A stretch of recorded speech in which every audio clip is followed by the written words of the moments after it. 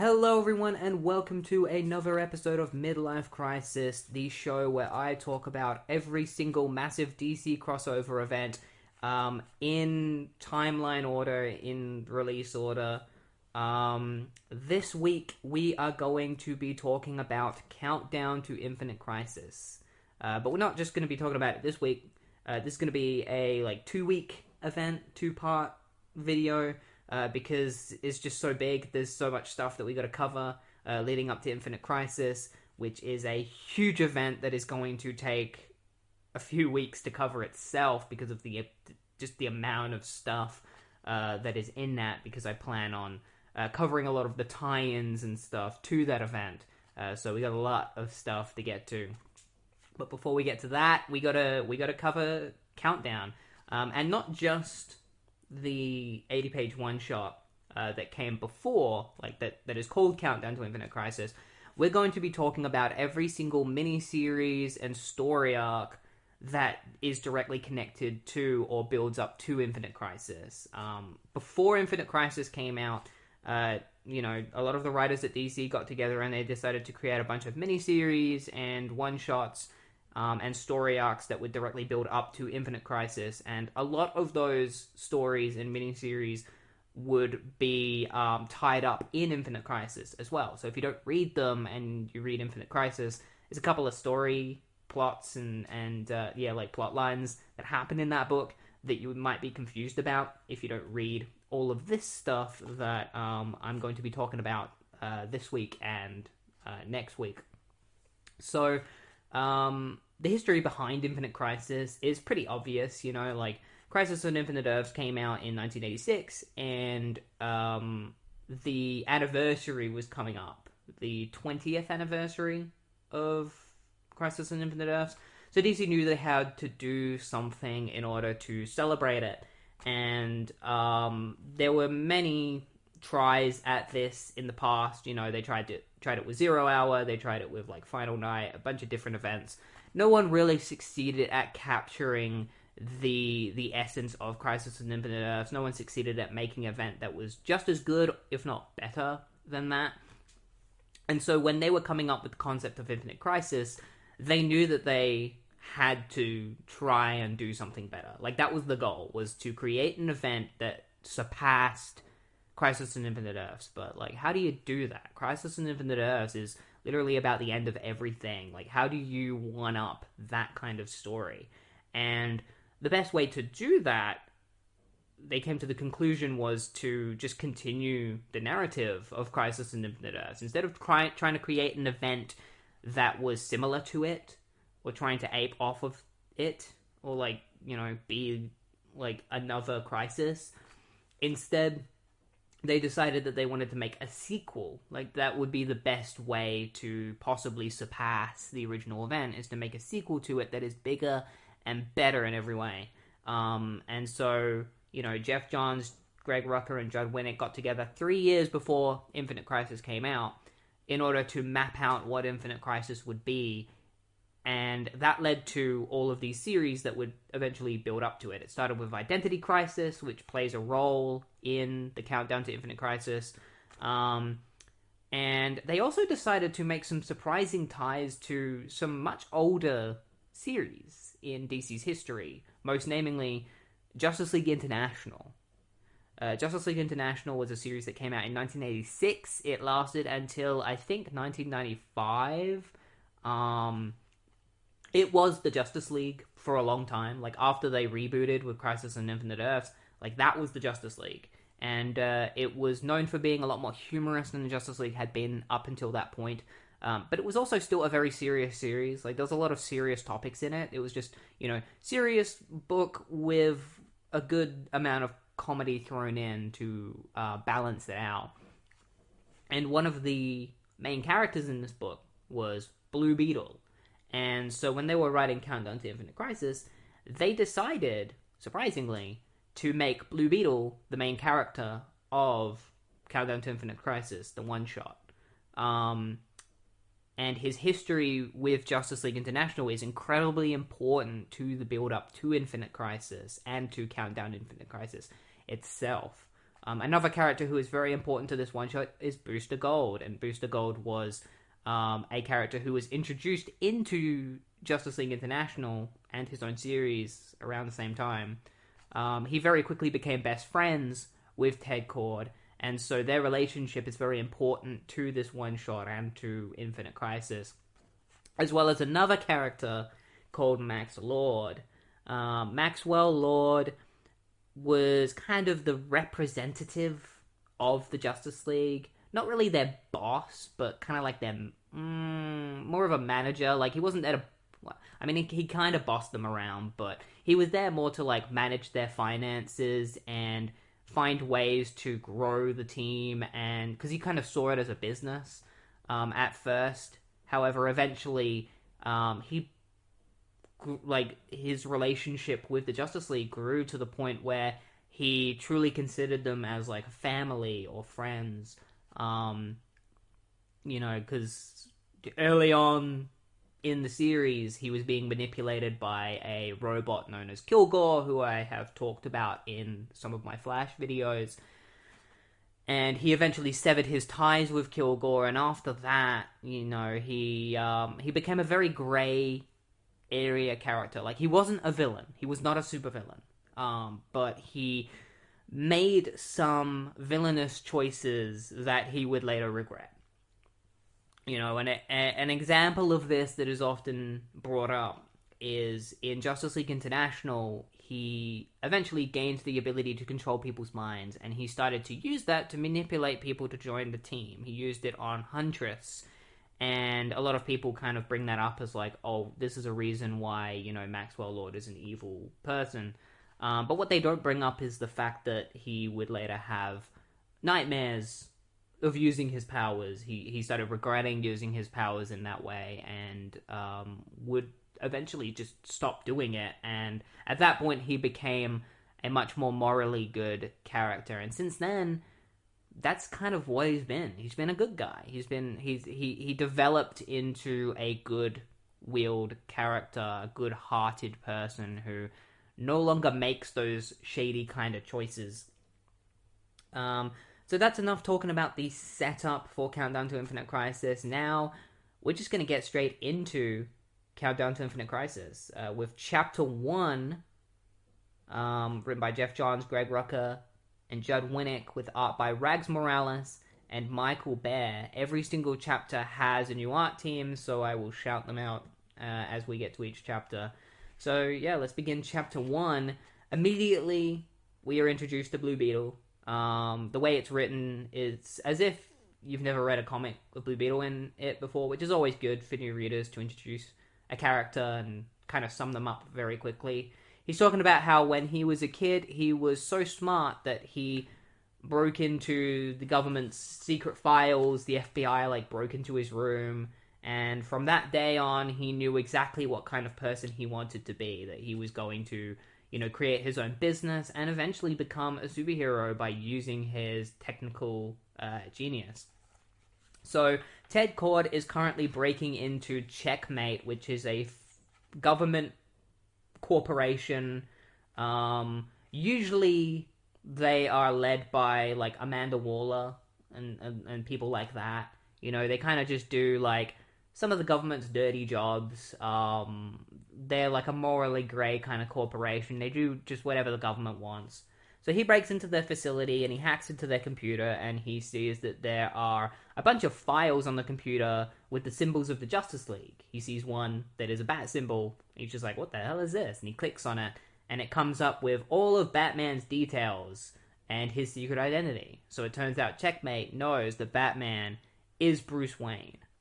And so Blue Beetle sees this and immediately calls Oracle, who he has been working with a lot recently. Oracle, aka Barbara Gordon, is a member of the Birds of Prey, alongside Black Canary and Huntress.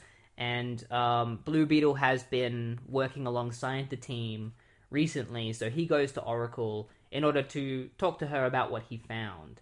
And Oracle explains to Blue Beetle that he's almost out of money. Now, Ted Kord isn't new to being bankrupt, but this instance of bankruptcy isn't his own fault. Apparently, money is being laundered from from Cord Industries through Wayne Enterprises to something called Omac, which Blue Beetle has never heard of before. He's just like, Omac? That's weird, I'm gonna have to investigate this. Like, does Bruce know about this? So, Ted then finds out from Oracle that his credit card, is currently being used at this very moment. Ted immediately knows who is using his card. It turns out it's Booster Gold, because Ted often lends his card to Booster, and so Booster is currently using it because he's down in his luck right now. He's not a superhero anymore.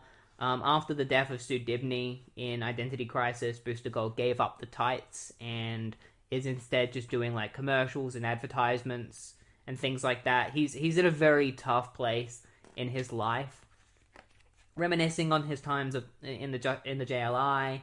And so Ted shows up and he basically just tells Booster, he's like, I don't mind you using my credit card, but I need you to stop, because I need you to slow down, because I'm getting on hard times with my money. Like, something suspicious is going on with my money. Somebody's taking money out of Cord Industries, and I was wondering if you could help me kind of investigate this. And so Booster half agrees. He's a little bit reserved. Like, it's not like he really wants to do this, but he decides to help Ted because Ted is his best friend. And they go to talk to one of the best businessmen they know, which is Maxwell Lord. And Max kind of just waves them away. He's just like to Ted, like, there's nothing really to worry about. Like, figure it out yourself. I'm kind of busy. I'm talking to Simon Stagg. I'm making all these business deals. And so, to no avail, Ted and Booster leave Max. And Ted is like, I'm going to go and talk to Bruce about this, because it seems like he's being swindled too by whatever this Omac is. Would you be able to come with me and talk to Bruce? And Booster is like, I'm sorry, I have a commercial set up, I really need this. And Ted is just like, come on, man, like, can it wait? I need your help on this. And Booster looks at him and he's like, I need this. And Ted just kind of looks back and is like, take care of yourself, Booster. It's what you do best. And just leaves, and Booster is just left kind of like looking depressed, because obviously he doesn't want to abandon his best friend when he needs him the most, but Booster also really needs this money. So Ted goes and talks to Bruce about Omac, and Bruce, much like Max, just kind of hand waves him away. Ted talks about how Bruce, it's almost like he's trying to forget that the JLI even existed. Like, he looked around the Batcave, he couldn't even see any memorabilia to do with the JLI. And, so yeah, Ted, is like, Wayne Tech is being manipulated just like Cord, this Omac, and Batman's just like, I'll look into it. And he's like, something's going on, Bruce, the world's getting darker, look what's happened to us. Booster said he couldn't wear the costume anymore, now I have to sue. And I keep hearing things about Dr. Light, and the second he says that, Batman just, like, throws his, like, coffee away, he, like, knocks it off, and he's like, I said I'll look into it, you know the way out. Ted's just like, and then he just leaves. He's like, thanks for the tea, Alfred. And, Alfred's just like, sir, perhaps it's better to forgive and forget. Batman's like, the Justice League didn't just take Light's memories, Alfred. There's a reason they call me paranoid. I'm paranoid because I know what they did. And he presses a button, and a weird eye, like, appears on his screen. There's, like, a shot of Earth, and there's, like, a satellite outside of Earth that looks like an eye. It's like a big, massive orb, like a big red orb surrounded in metal. He's like, I know everything they did. So that's the end of Chapter 1. Alright, Chapter 2, drawn by Ed Baines. So Ted heads back to the Checkmate computer that he hacked into. He's kind of confused because he's like, why is the Omac Project, like, why is this so-called Omac Project in Batman's file? Like, is he connected to this in some way? He sees that there's other files. He sees there's one for Superman, and he's like, I'm gonna have to check Superman's file to see if they know everything about him. And he kind of hesitates because he's like, once I click into this, this is an insane thing that I'm doing. Like, nobody knows Superman's real identity. Not even Max knows. And so he clicks in and he sees who Superman is. He sees that it's Clark Kent. He learns about Superman's identity. And then he sees that Superman's weakness, like Clark's weakness, is listed, which includes kryptonite and magic. And Beetle was like, why is his weakness here? Is it about weaknesses? And then one of Ted Kord's warehouses is broken into and completely cleared out. And so Ted, calls people for help. He calls Oracle for help to get people to help investigate, like, who stole all of his stuff from this warehouse. Nightwing calls in a bunch of the Titans. A lot of people show up, like Green Arrow, Black Canary, Flash, Power Girl, Starfire, Dr. Fate, just, like, lots of people. Hawkman, Cyborg. They go there, they can't find anything, and so they all leave. Ted overhears Black Canary telling Dr. Fate that she's sorry for wasting his time, and Ted just thinks to himself, like, why are people always apologizing for me? And then Hal Jordan shows up, because Hal Jordan is alive again, and he's a Green Lantern again. He was recently brought back to life, so now he's the main Green Lantern. Guy Gardner is off, in space with Kyle Rayner. He shows up and tells Ted that, like, the search wasn't completely amiss, because his ring was able to pick up things that nobody else was able to. There was a low-level amount of radioactivity found here. And Hal's like, what was in this warehouse? And then Superman shows up. He's like, that's what I'd like to know. They set off a priority alarm at the Watchtower. And so Ted starts to answer Superman. He's like, Kord had a lot of surplus experimental tech in here, and Superman's just like, relax, Ted. Take a breath. Ted's like, over 100 pounds of kryptonite from Supergirl's arrival was inside. Kord was subcontracted along with Star Labs to collect and dispose of it. 100 pounds? I wanted to warn you, Superboy and Supergirl and Power Girl, I guess. Does that stuff affect her? And Superman's just like, on occasion, no, Karen hasn't really been herself lately. I need to go talk to the kids. Thanks for the heads up, Ted. And before Ted can finish his sentence, he's like, you're welcome. And Superman just leaves. It's just like, whoosh. And so Ted just kind of remains at the warehouse by himself for an hour, apparently, just standing there. He can hear his father laughing about how he's wasting his potential. And it turns out the laughter he's actually hearing is from this group known as the Madmen. They all look like the Creeper, like the character. So they show up and they're there to assassinate Ted.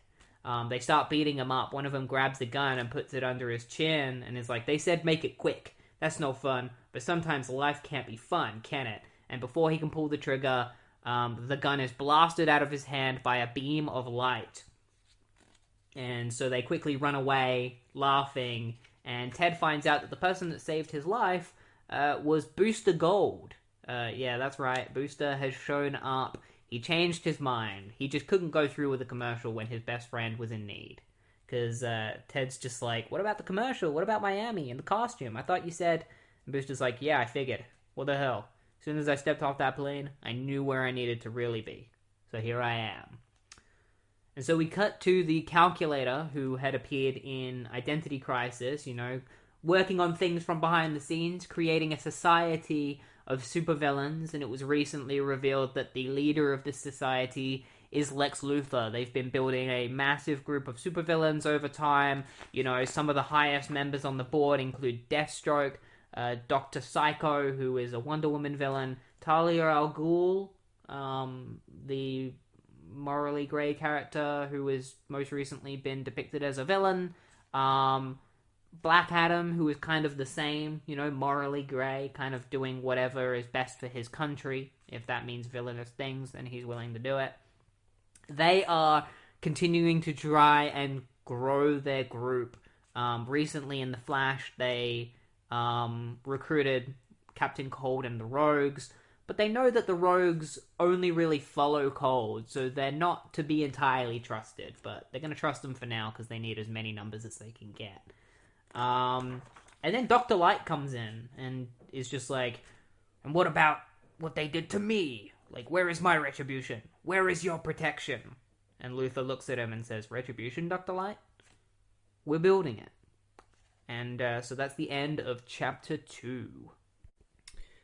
Alright, chapter 3, which is drawn by Jesus Says and Jimmy Palmiotti, or Jesus Sayers.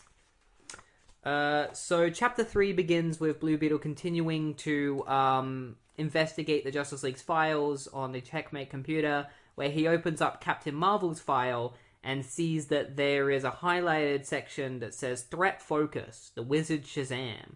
And so Blue Beetle kind of realizes that it isn't just about them, it's more than that. Like, whoever has all these files is going after some of the bigger things, like the Wizard Shazam.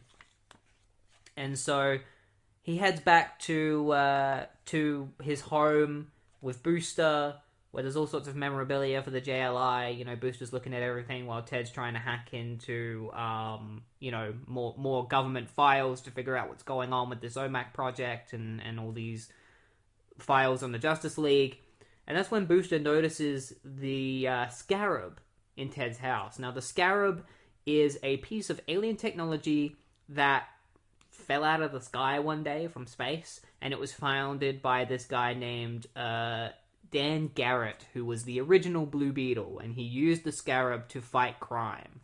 Ted recently, in the last few weeks, found the Scarab, and he was hoping to use it to become a better superhero, because he thought that in order to be a real superhero, you need superpowers, but he couldn't get the Scarab to work. Booster tells Ted to move aside and let him have a go on hacking the computer, and the second he tries to, he clicks the mouse once, and the computer just suddenly explodes, knocking Booster out. And so Ted has to quickly get him to safety because the entire house is on fire. So Ted watches everything he loves burn to the ground, like all of his JLI memorabilia. The only thing that remains in the house is the Scarab. He sees it glowing and he goes in to retrieve it. There is also a fireman nearby that says that the fire was caused by a lightning bolt that struck the house. And so Ted's just like, a lightning bolt that came out of nowhere? Who do I know that has anything to do with lightning bolts? Oh, I know. Captain Marvel. So maybe I should go and check in with Billy Batson, see what was going on. Like, why a random lightning bolt just struck my house.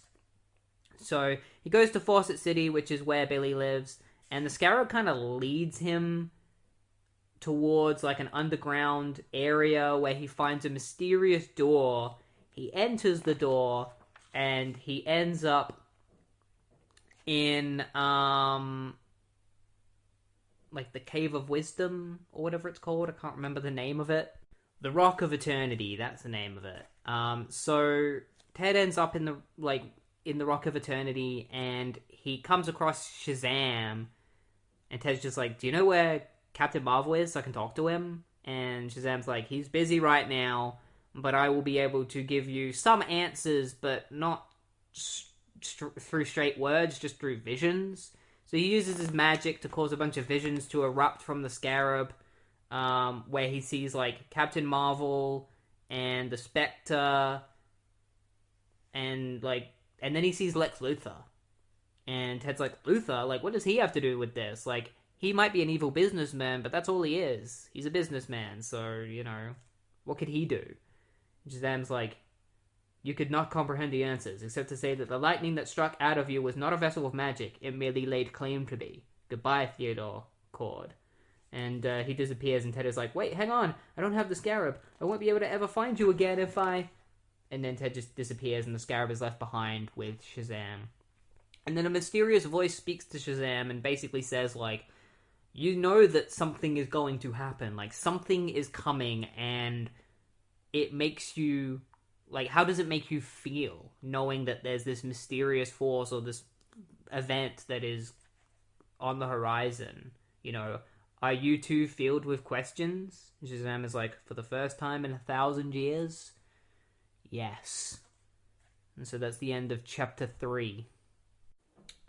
Alright, Chapter 4, with art by Ivan Reyes and Mark Campos, begins with Ted looking at Wonder Woman's file, and then we cut to, you know, him being teleported away by Shazam, where he appears in the middle of Manhattan. He's just like, damn, like, well, I guess I'm just gonna have to do this for myself. And he pulls out like his little key to open up the bug, which is his big bug-shaped ship. And as soon as he presses it, the bug just explodes. And Ted looks at the explosion and is like, maybe I can use some help after all. So he gets taken back to the Watchtower by Wonder Woman, where he's treated for like his burns from the explosion. And Wonder Woman knows about his investigation and believes him. And that means a lot to Ted, because a lot of people don't believe him. They believe that he's on some wild goose chase, that he's going loony. And so it's really comforting to hear Wonder Woman say, like, I believe you. You know, I have to return to the embassy. Please keep me posted on what you find. And Ted is like, I will. And so he goes to see Martian Manhunter, and Martian Manhunter is like, you're leaving now, aren't you, Ted? He's like really kind of cold to Ted. Martian Manhunter is one of the people that believes that Ted is a loony. Like, he's talking nonsense. Because Ted's like, they've tried to kill me twice. Like, this isn't just some kind of coincidence. And Martian Manhunter is just like, we're superheroes. Villains try to kill us all the time. You know, there's nothing to worry about. You're overreacting. And then he gets a call from Adam Strange, who lives on the planet Rann. And Rann has always had a rivalry with Thanagar. They've warred many times. But this time, it's different. Like, Adam Strange calls in for help. Like, he is begging for help for Martian Manhunter to send the Justice League. Because Thanagar has invaded Rann, and this time it's bigger than ever. Like, this time it seems like Thanagar is serious when it comes to eliminating Rann and taking control of their planet. Because, you know, John is like, you know, I'll send Hawkman, like Hawkgirl, Hawkwoman, and Adam's just like, no, do not send Hawkwoman, John, like, because her people are the people that are attacking my planet.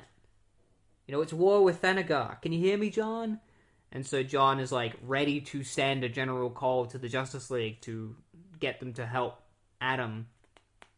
So he starts calling all the Justice League members, and Beetle decides to leave and head back to his home, or what's left of it, the remains of his house.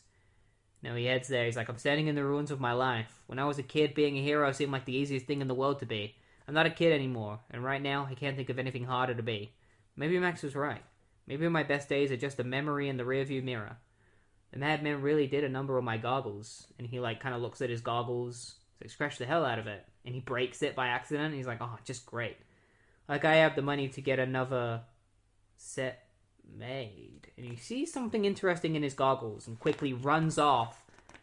He gets the Bug Mark 1, because he just happens to have another ship that lets him get to the hospital, where he finds Booster, and he tells Booster that he's found something. It's a chip inside of his goggles, because he asks Booster, he's like, what happened to Skeets? And Skeets is like this little floating like robot that used to hang out with Booster. He's one of his best friends. Booster was like, I don't know, I think he just got sick of me and headed off back to my time.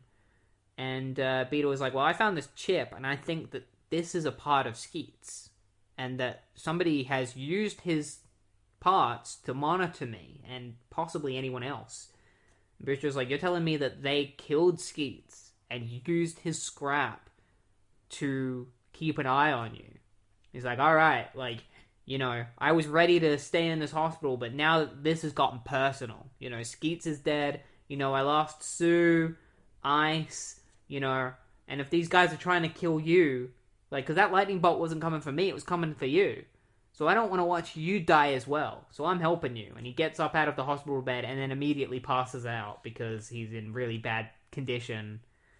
And so Ted's just like, Booster! Nurse! They get him back into the bed and just like, what was he thinking? Trying to get out of bed. And he's like, he was trying to help me. You have to promise you'll tell him something for me when he wakes up. What are you talking about? You have to promise. I promise. Whatever happens, you tell him it's not his fault. You tell him it's not his fault. That I said so. And you tell him that I never had a better friend than him. And Ted leaves the hospital room. And that's the end of Chapter 4. Chapter 5, with art by Phil Jimenez and Andy Lanning. It begins with Ted Cord tracing the Skeets chip back to its owner, which brings him to a mysterious castle in, it seems like the middle of nowhere. The castle is guarded by all sorts of turrets and patrolmen that are very clearly Checkmate members. He enters in, he finds the Checkmate computer, and this is where we find out that, Ted caught hacking into the computer. That was like a flash forward to the future. Like, he's now made it to where we started, which was him finding the computer and hacking into it. Because I thought throughout this, and they make you think that he's, like, going back to that computer or it's happening in the present. Turns out it was happening in the future. So Ted finds the computer, as we know. He looks through the files, he looks through, like, Booster Gold and stuff, and then he gets to his own file. He opens it up and he sees, and he chuckles to himself. He sees that his file lists him as deceased. And then he hears a clapping from behind, and a voice emerges that says, "Bravo, Ted. I always knew you had it in you." And it's Maxwell Lord. Maxwell Lord is working for Checkmate, and he seems to be the mastermind behind this whole situation. Beetle draws his BB gun on him, but he knows that Max knows that the gun doesn't kill you. Max uses his mind powers, telling Ted to drop the gun, and as much as Ted doesn't want to, he loses and drops the gun. And Max basically explains to Ted that this is Checkmate and that he is the king, the leader of Checkmate. And he then goes on to tell Ted, he's like, "Do you know how many metahumans there are in this world?" About 1.3 million, Ted. 99.5% of these people are essentially useless, just like an old woman who can, throw a ball around. But the 0.5% are the ones that really make a difference. The gods like Superman and Wonder Woman. Basically, I don't want the safety of the world to be in the hands of these gods. I want the safety of the world to be the hands be in the hands of humans. I want people like me, people like you, to be the ones responsible for saving the world, not people like them, like Superman, Wonder Woman, the metahumans. So, I'm trying to combat the metahumans. Not kill them, but make them fall in line, gain control of them. And he wants Ted to work with him, and Ted is like, "No way," and he punches, Max in the face, and is like, "I gotta go tell Batman," I gotta go tell the others, and he runs away, and Max sends all of the Checkmate members after him, and so we have, a cool, chase scene of Beetle fighting Checkmate members. There's a member of Checkmate who is, a woman.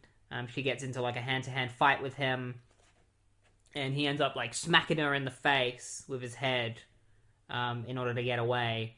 And then he runs into Max again. Max has a guy behind him, and he's like, "Omac Protocol, Blue Beetle recipient, black site, blank B, download." And the guy behind him gains, a sentient, armor around him, with, one eye, and an eye on its chest. And this is the Omac Protocol. It seems like the Omac Protocol is kind of like an alien technological suit that encases itself around members of Checkmate, giving them super strength, all sorts of other powers. Beetle tries to fight it, he shoots at it, there's a shield, it just has a shield that blocks all of his shots, and then the Omac just grabs Beetle's arm and breaks his arm immediately at the elbow, and then throws him into a wall. He's like, "And I think it's the end." And it is. And Blue Beetle's just like, "Ugh!" and gets smacked into a wall, which really messes him up. And so Beetle gets brought to another room, and Max is just talking to him. He's like, "This is why I want you, Ted. You never back down. All the agents, the contacts, the manipulations of governments, it's still not enough. Even the new satellite surveillance network, the Bravo Mark 1, it's still not enough. And Bravo 1 is pervasive, Ted. I mean, no one escapes the eye. It's how we zapped your PC and flash fried that bozo booster." And Ted's like, "Shut up. All I want is to put Earth's destiny in the hands of humans, not people pretending to be human, Ted. In the hands of people like me, and people like you. You want me to join you? That's why you're telling me all this? Join me or die? Is that it?" It's like, "That's it, exactly. Run in hell, Max." And then Max just shoots Ted in the head. Blam! His brains just spill everywhere. What a waste. This is a priority. Black King command to all directorates. Set Brother 1 to autonomous control. Activate Project Omac. It's time to save the world from itself. And so that's the end of Countdown to Infinite Crisis. It ends with Maxwell Lord being revealed to be this big criminal mastermind, and Blue Beetle being shot in the head. Now, obviously, I have a lot of thoughts on Maxwell Lord and this big reveal, being a big fan of the Justice League International, but I'm not going to talk about it now. I'll save that for the end, because we don't have time for that right now. We're going to get straight into the next miniseries, which is the Omac Project, which is a 6-issue miniseries written by Greg Rucka, with art by Jesus Size and Hi-Fi. So yeah, we're going to be moving on to Omac Project Part 1, The Eye in the Sky. So if you're enjoying this video so far, then please feel free to subscribe to the channel and like the video and comment below before we move on to the Omac Project, which is a mini-series that the origins of, it's basically just kind of the whole thing with the Omac Project and like the Omac like robot drone that we saw in the previous issue. It's all kind of a throwback to Jack Kirby, because Omac was a character created by him. He was a superhero who was powered by this thing known as Brother Eye. It was like a thing that he was connected to that gave him his abilities. And so they basically just took that and they modernized it and made it villainous, which I don't know how I feel about that, you know? Trying to harken back to Jack Kirby, but doing it in a way where you've taken what he created and turned it into one of the most villainous things in DC Comics. Yeah, Brother Eye is a giant satellite that was created by somebody, and we'll discover who that is as we read this. It is now in control of Checkmate and is allowing them to place drones all over the Earth that are disguised as people, like these Omac soldiers. They look like people, but then they can turn into like the Omac armor-powered beings that we saw in the previous issue that fought Blue Beetle and killed him. This immediately starts right after Maxwell Lord has killed Blue Beetle, so we get to see how Checkmate operates. During the Omac Project miniseries, there was a Superman and Wonder Woman arc called Sacrifice that went on during it. And so we will be talking about Sacrifice during Omac Project. I think it's after issue 3 of the Omac Project that we get into like the Superman arc. The Omac Project is written by Greg Rucka with art by Jesus Sayers. And so yeah, let's just get straight into it. Part 1, The Eye in the Sky. So we begin with a character known as Sasha, who was one of the members of Checkmate that fought Blue Beetle in the previous issue. She's a mole for Checkmate because she doesn't trust Maxwell Lord. She prefers when Checkmate operated how they did originally, which was as, you know, a government organization who just did government work as spies, but they didn't just outright kill superheroes like Max did, and so that's the kind of dirty work that she doesn't agree with. So Max orders Sasha to dispose of Beetle's body, like Ted Kord's body, and then goes searching for his vehicle that he used to access the facility. While they're disposing the body, she actually decides to keep the goggles with her. And she currently knows about Brother Eye, which at this point in time is a giant satellite that is outside of Earth, watching everyone. She knows that it exists. She knows that it's watching everyone, including her. But she still goes ahead and takes like the goggles from Blue Beetle and tries to keep her intentions a secret from Max. Meanwhile, Maxwell Lord is trying to keep an eye on everyone who has ever interacted with Blue Beetle the last few days and might know what he did over the last few days. So they're trying to keep an eye on like Batman, Oracle, Booster Gold, and any of his friends from the Justice League International, because any of them could know what Blue Beetle was doing, because obviously he would go to his friends and tell them stuff. Even though we as the reader know that he never went and saw Guy Gardner, because Guy Gardner was off of Earth, which you would think Maxwell Lord would know that. Like, he has Guy listed as one of the guys that might know the secrets that Blue Beetle found, but he wasn't even on Earth, so Blue Beetle wasn't even able to tell him. Lord is also trying to figure out who deleted all of the files that were kept on Checkmate's computer, because they had database files on all of the Justice League, on Star Labs and stuff, and now it's all gone. And he asks if Blue Beetle did it, and Brother Eye says no, and then he asks Brother Eye, like, who did it? And Brother Eye says the creator. And this is when we discover that it's very obvious. They don't... It's like they're trying to hide it, but they're not doing a good job at giving hints while still hiding exactly who created it. It's very obvious it's Batman, because you see Batman trying to connect. He keeps talking to something called Brother, and he keeps saying, like, why can't I connect to you? Like, why aren't you talking to me? And it's obvious he's talking to Brother Eye, the satellite, because he created Brother Eye. And Maxwell talks a lot about Batman in this, saying that, like, they're gonna have to keep an eye on Batman and not kill him, at least not yet. Like, Maxwell Lord is planning on eventually killing Batman because he sees Batman as a problem. He sees that Batman is going to eventually figure out what happened. So, we get to see a couple of the Omac drones watching some of Blue Beetle's friends. We get to see Rocket Red for a little bit, which is cool. Rocket Red, aka Dimitri, was a member of the Justice League International. He's currently fighting a villain known as Overthrow, who, by the way, fought Blue Beetle in one of his issues. I think I covered it in, like, Invasion or something, or Millennium.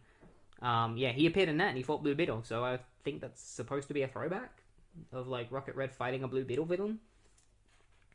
But yeah, we get to see Rocket Red fighting this guy, and then we cut to Sasha, who meets up with another character called Jessica Midnight, who is also a member of Checkmate.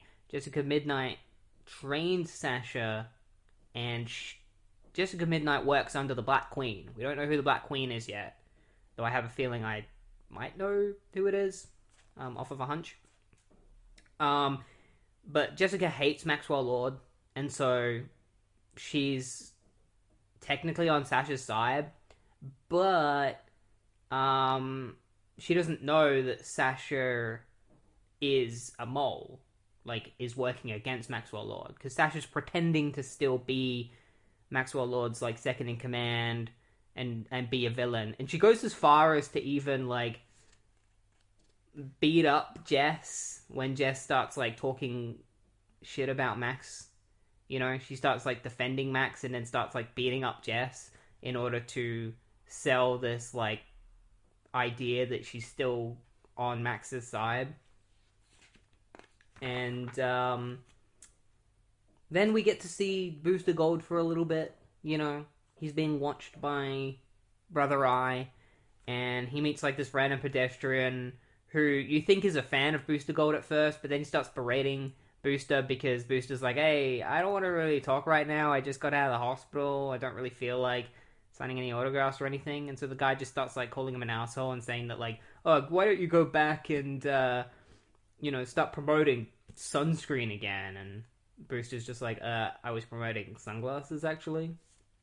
And that's when Wonder Woman shows up. And as we know, Wonder Woman is one of the few people that knew what Blue Beetle was doing and believed him. And so, because they haven't heard anything back from Ted, Wonder Woman and Booster decide to go and investigate what's going on, because Wonder Woman believes that something terrible has happened, because they haven't heard from Ted, and that must be that's a bad thing.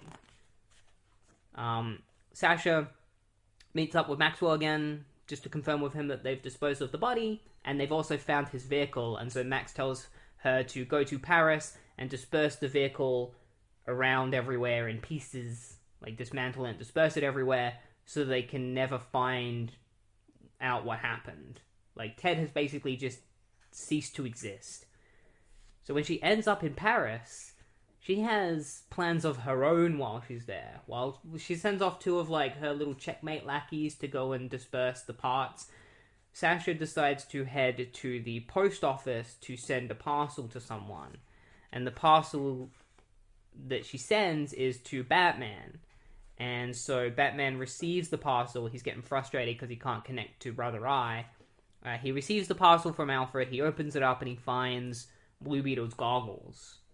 And they know exactly who it is. They're like, oh, she sent it. It's from her, sir.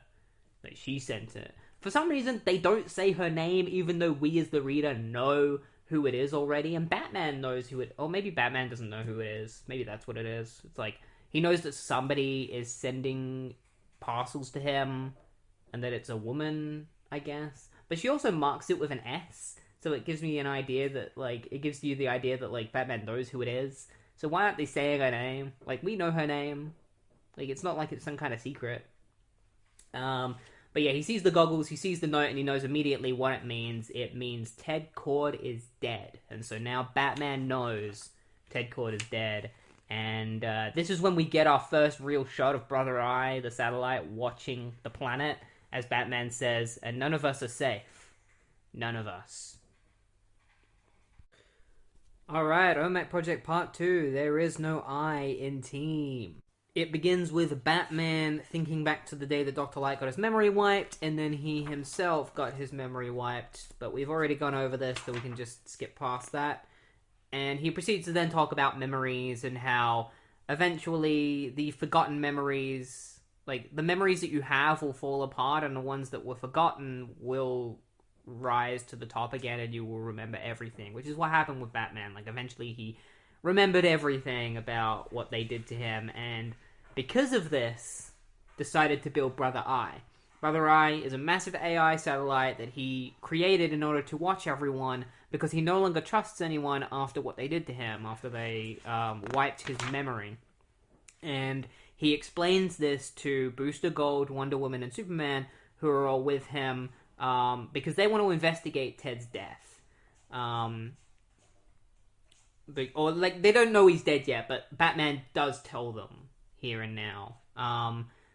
They're all kind of annoyed that he's watching them, and Booster's even more annoyed that Batman has apparently, Booster says that Batman has lost control of Brother Eye, and he's just like, he loses this, and yet nobody calls him incompetent, and Batman insisted on the fact that it was stolen from him, but, you know, potato, you know, like, it's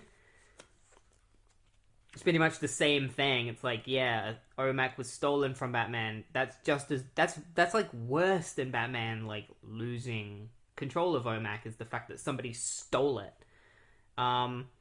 So they want to go looking for Blue Beetle, and Batman's like, well, you can't, because Blue Beetle's dead. And obviously, this hits everyone really hard, but especially Michael, Blue Beetle, Booster Gold.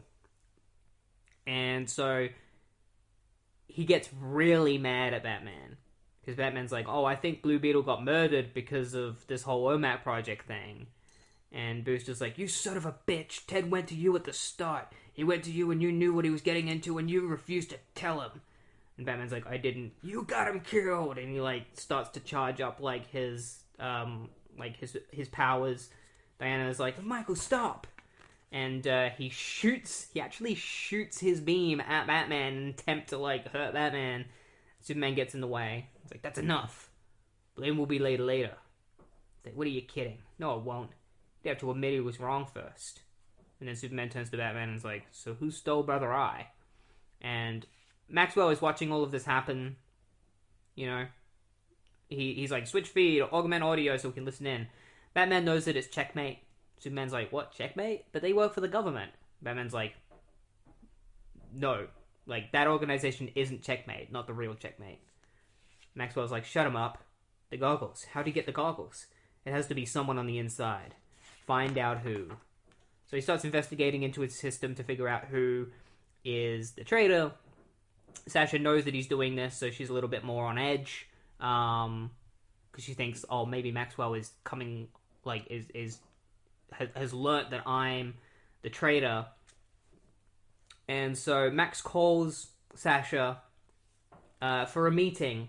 And meanwhile, he decides to distract Batman and Wonder Woman and Superman by having an Omac soldier kill Overthrow. So Overthrow, the villain from earlier, has gone to like a stripper bar and is just having a drink. And then the Omac soldier just shows up and starts fighting him, like throws him through a wall, and then cuts him in half. And so Overthrow is dead. Just murders Overthrow, cuts him in half. It's pretty brutal. They do a really good job at like censoring it, but still showing it. So like you see him in half, but they kind of censor it enough so you don't see any guts or anything, but you do see a little bit of blood, and you do see his like separated torso. So Overthrow is dead, and then Sasha arrives for her meeting with Maxwell, and it turns out that he wants her to meet the Black King and the two Black Queens. Sorry, he's the Black King. The two Black Queens, and then the White Queen and the White King, whose names don't matter. They're all just random people, basically. And then Jessica is also there. And we know that Jessica is a traitor. Like, she wants to kill Max. And this is an assassination attempt. And Maxwell knows it's an assassination attempt. Like, that there's going to be one. Because Brother Eye told him. So he set this meeting in order to get rid of everyone. Because the moment Jessica goes for her gun, because her Black Queen tells her, she's like, Jessica, now! She draws the gun and she can't shoot because Maxwell uses his powers to stop her from shooting. And that's when they realize that Max is a metahuman. Which is, you know, the whole thing with Checkmate is that they're supposed to stop metahumans. And he is one. So that kind of throws everyone off. And then Max forces Jessica to shoot the White King and White Queen in the head, and she does, and it's pretty brutal. She's just like, blam, blam, both dead. And then he tells her to turn the gun on her queen, and the Black Queen is like, Jessica, please. She's like, I'm sorry. Sasha, help us. He's out of control. And Sasha just does nothing as the Black Queen gets shot in the head by Jessica. And Maxwell, like, wipes the blood from his nose, and he's just like, damn nosebleeds. Because he gets nosebleeds every time he uses his powers. And, you know, he then turns to Sasha and tells her to have all the bodies removed and disposed of, and then take Jessica into custody. He's like, we're going to need someone to blame for this bloodbath after all. When that's taken care of, I want you to fly to Chicago. Beetle had his home in Highland Park and business holdings in the city. Make sure he didn't leave any clues behind, anything that could allow our enemies to find us. As you command, I obey. Yes. Yes, you will, he says. He, like, caresses her chin. And then he leaves. He's like, now get to work. Meanwhile, Batman heads to Cord Omniversal in Chicago, a warehouse. And when he gets there, he finds Sasha. He's still pissed off about the fact that people wiped his mind. But the moment he sees Sasha, he locks lips with her because Sasha and Batman used to date each other. Because Sasha used to be his bodyguard. And I'm pretty sure she appeared in like a previous tie-in that I covered in an event. But now she's a member of Checkmate. And so, yeah, they lock lips. And Maxwell is watching this happen. And now he knows that Sasha is the traitor. So he sends a bunch of Omac soldiers after Sasha and Batman, and they all break into the warehouse. So we got 3 Omac soldiers facing Sasha and Batman. We've already seen what these Omacs can do. Like, they completely obliterated Blue Beetle, killed Overthrow, like, and now it's 3 of them. Like, I don't know if Batman's good, but I don't know if he can beat 3 Omac soldiers, even with Sasha's help.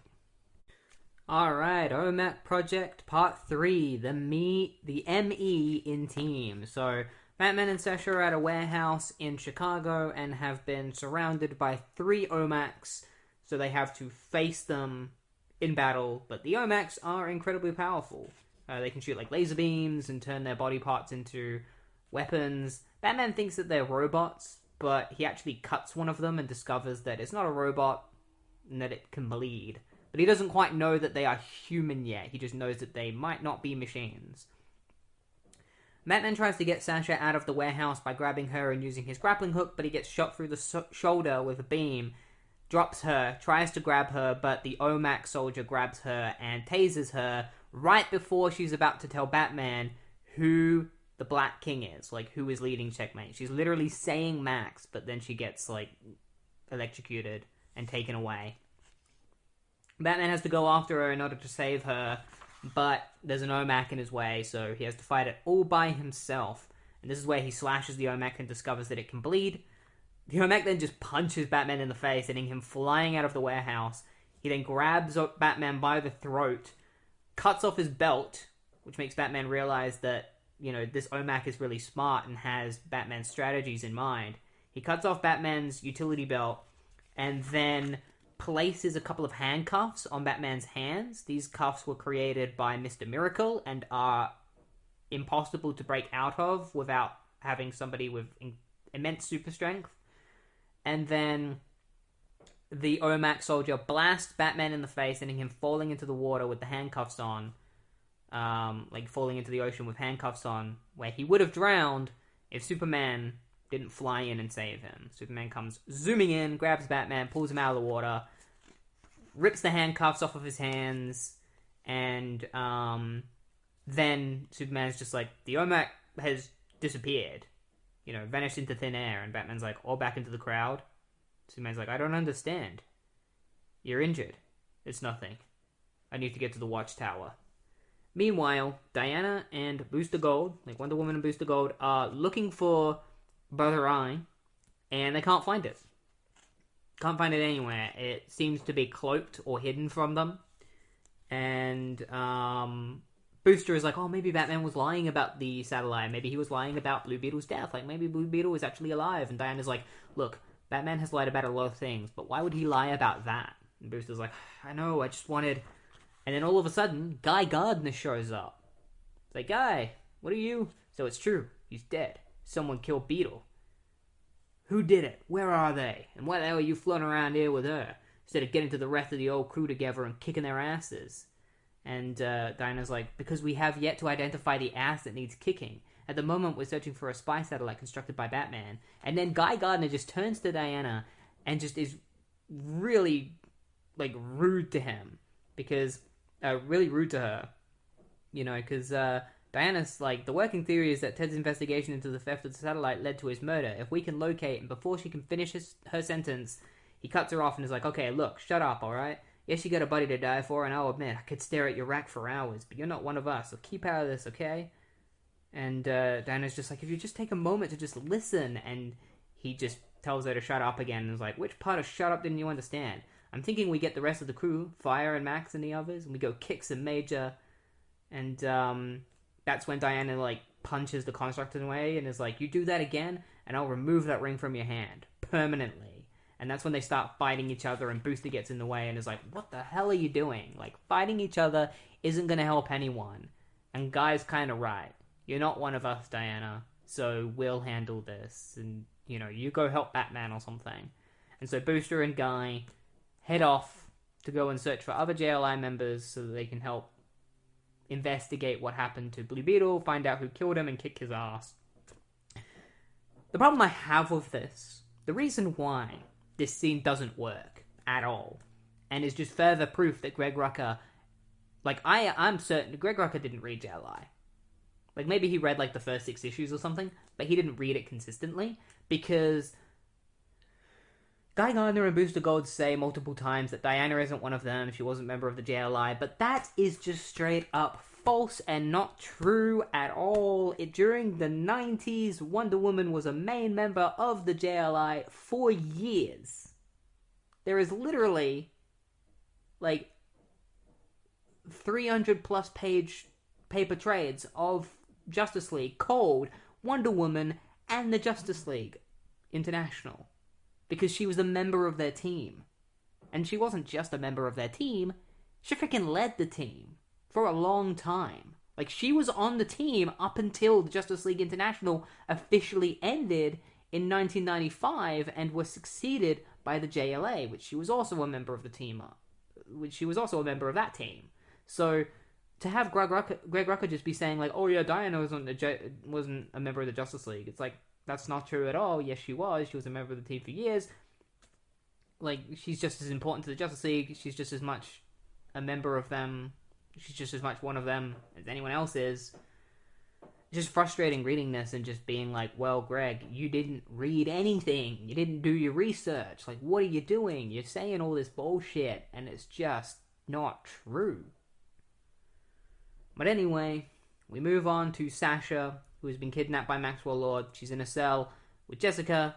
Max comes in and begins interrogating her, wanting her to tell him what she told Batman, but Sasha is very strong-willed and can ignore Max's abilities really well. Max is like, how is she doing that? Like, there's only one person I can think of that could possibly fight me, and fight my powers. And so he leaves, and Sasha turns to Jessica. They kind of look at each other. They have a knowing understanding between one another. That they're on the same side. This is kind of Jessica realizing that Sasha was on her side from the very beginning. Batman meets with Superman and Wonder Woman. Wonder Woman questions Batman as to why they can't find the satellite, and Batman explains that he didn't hide it and that somebody else has hidden it from them. And he tells Superman to go look for it, because if anyone can find it, it's Superman, because he has X-ray vision, and his X-ray vision would probably be able to see through the cloaking device. So Superman heads off to go and find the Omac, like the Brother Eye satellite. And Wonder Woman goes to investigate Overthrow's dead body, because they've recently, Rocket Red recently found Overthrow's body in an alley, and they believe that he may have been killed by an Omac. So Wonder Woman goes to investigate that. Batman decides that he is going to shut down all of Checkmate's operations and that he needs to find out who is leading Checkmate. And so Maxwell Lord is left with no other choice. It's like, it's too early. I didn't want to do this yet. And now we have no choice. He logs into his system. He tells Brother Eye to put him through to Target Alpha 1 communication. And he begins communicating with Target Alpha 1. This is what he says. He says, "You've always been the one we can count on. All of us. We rely on you to protect us, to save us. But you've made enemies, my son. Powerful enemies. You know this better than anyone. They mean you harm. Worse, they mean the people you love harm. And they're on the move, my son. At this very moment, they're on the move. And unless you are strong, unless you heed my warning and do what must now be done, all who rely upon you, who trust in you, could perish."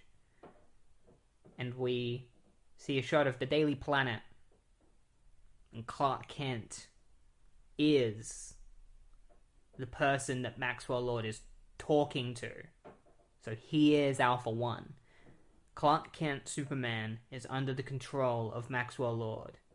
And so Clark looks into his computer and he says, "Don't worry, Father. I'll keep us safe." So we end on that little cliffhanger, and now this is where we move on to... We take a little bit of a break from the Omac Project, because we got to talk about Sacrifice, the Superman arc I was talking about, as we see what happens when Clark Kent is controlled by Maxwell Lord. Alright, Sacrifice, Part 1, written by Mark Verheiden, with art by Ed Baines, Maria Baines, Rob Lee, and Alex Lay. We begin with Lois Lane in her apartment talking about how Superman has been acting a little bit different lately, that the way he looked at her has worried her. She's like, "We've been through a lot together, but the way he looked at me, doubted me, that was new." And then we switch to Superman, who has arrived at an ancient temple or something. He opens it up. Oh wait, no, it's not Superman, sorry. You think it's Superman, but it's actually Superman's robot, one of his robots that looks exactly like him. It enters the temple and it finds Superman on his knees. The robot is like, "I apologize for my appearance. I was repairing my optics when the alarm sounded. Are you alright?" Because half of the robot's face is missing. And Superman's like, "No, I'm not. what have I done? And he's kneeling on the ground, his hands covered in blood. And then Lois, takes her phone off of her and is like, oh my god, what do you want? And then 22 hours earlier, we find out that was a flash forward, and that 22 hours ago we're going to find out how he ended up in that situation. It's like, how did I end up here on my knees with blood covered on my with my hands covered in blood? So Clark Kent and Jimmy Olsen are investigating a situation that happened with Superman where he was fighting a villain known as Black Rock, and Superman had gone a little bit overboard. He destroyed quite a bit of the city, including like a car. He threw a car into a building. He melted another car with his heat vision. Clark's like, what are you saying, Jimmy? Jimmy's like, I'm saying that Superman normally only goes this kind of level when he's fighting someone like Darkseid, not some second-rate villain like Black Rock. And so Clark's just like thinking to himself, like, like, what's going on with Superman lately? Like, what's going on with me lately? Like, that I would do something like this. He goes to talk to Lois. He asks that if he can see her, and Lois's assistant is like, I'll go check on her and see if she is able to see you. Clark uses his X-ray vision to see into Lois's office, and he sees her standing with Brainiac, which freaks him out. He's like, oh my god, Brainiac! And he just breaks through Lois's, like, he literally breaks Lois's door down. And he's like, Lois, are you alright? And, Lois's assistant is like, I could, like, get a taser for you or something if you want. And Lois is like, it's fine. I'll talk to him. She talks to Superman. And she talks to Clark. She's like, Clark, what's going on? He's like, I saw Brainiac with you. I saw him right next to you. He's like, Clark, you're scaring me. He's only trying to be your friend. My friend? I have to get you out of here. And he flies Brainiac out. He's like, Brainiac has tried to kill me many times, and now I think he's trying to, like, manipulate you or something. So he takes Lois home, and he's like, look, you stay here, like, put the security protocols on, and don't budge. You'll be safe here. It's okay. I'll be back for you as soon as I can. He's like, Clark, what are you going to do? I'm going to find him. I swear. So Clark flies off to the Fortress of Solitude, where he gets his Superman robot to try and find Brainiac's location. Brainiac hacks into Superman's computer, and Superman is like, whatever you've done, I'll find a way to reverse it, and then I'll find you. Brainiac's like, I'm not hiding, Clark, but I'm not going to make your journey easy.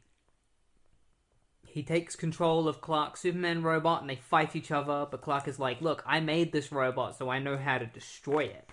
And he punches the robot in the face, which causes the disfigurement that I was talking about earlier.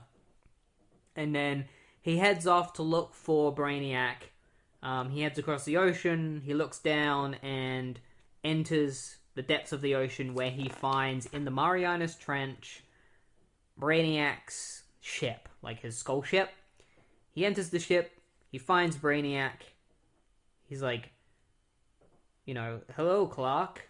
Or should I call you Superman? Even your Lois Lane has trouble deciding which name is most appropriate. Superman should be able to protect her. So was it Clark Kent who allowed her to be shot? And he's like, what did you do to her? And he punches Brainiac, and Brainiac's head falls off. But it's not actually Brainiac, it's just a robot copy. He's like, you're not the only one capable of designing high-end robotics.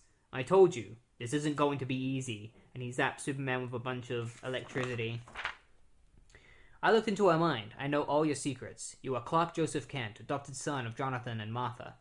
You are Kal-El, son of Jor-El and Lara, and he smashes Superman in the face. You're an alien, pretending you owe some allegiance to a world that will never be your own.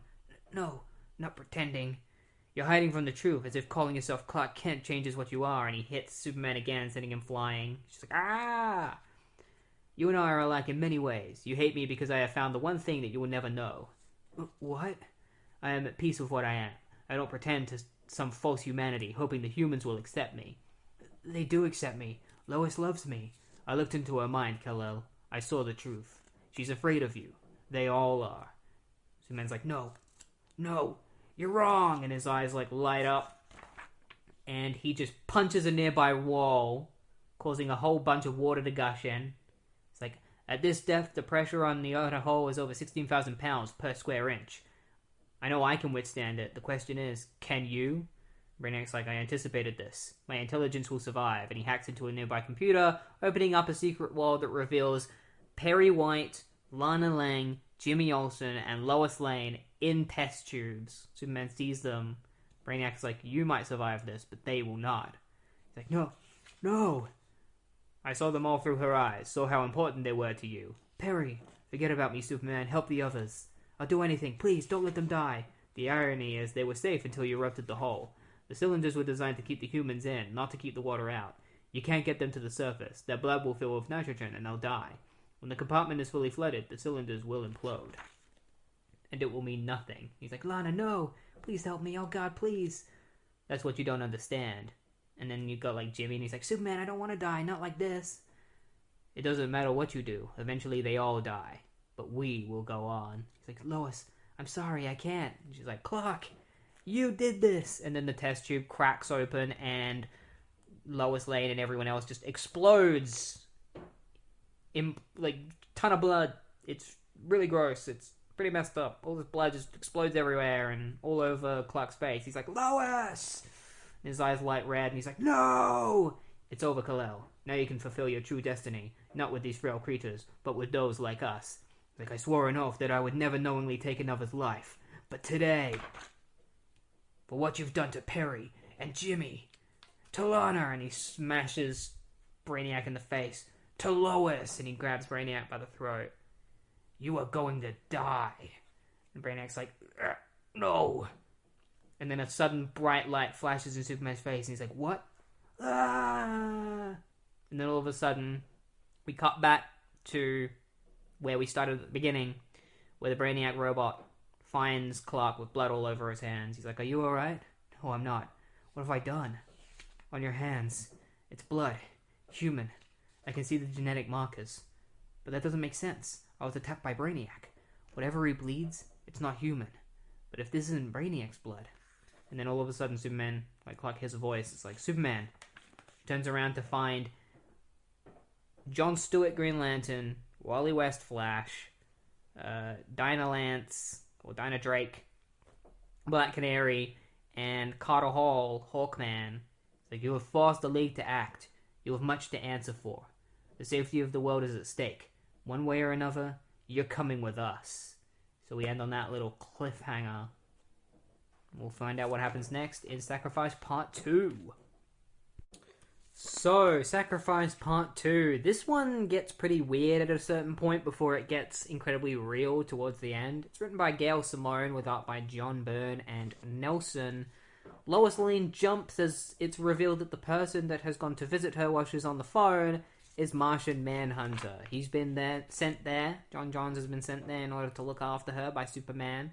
Or actually protect her from Superman as well. Like, Superman sent him there to protect her, but he's also there because he believes that she needs protection from Superman, because Superman has been found by the Justice League with blood on his hands after attacking someone. They know who he attacked, but we, the reader, don't get to know who Superman, like, whose blood it is. So, Superman is basically interrogated by members of the Justice League until Black Canary comes in and adds a little bit more compassion. It's like, Superman, Cal, look behind your rage and confusion. Look at the faces of the people who would die for you. You can't possibly believe we came here out of malice. It's like, no, I don't believe that. But then why are you all here? Whose blood is this? Flash is just like, you don't know? Try to think back. What is it you remember, Superman?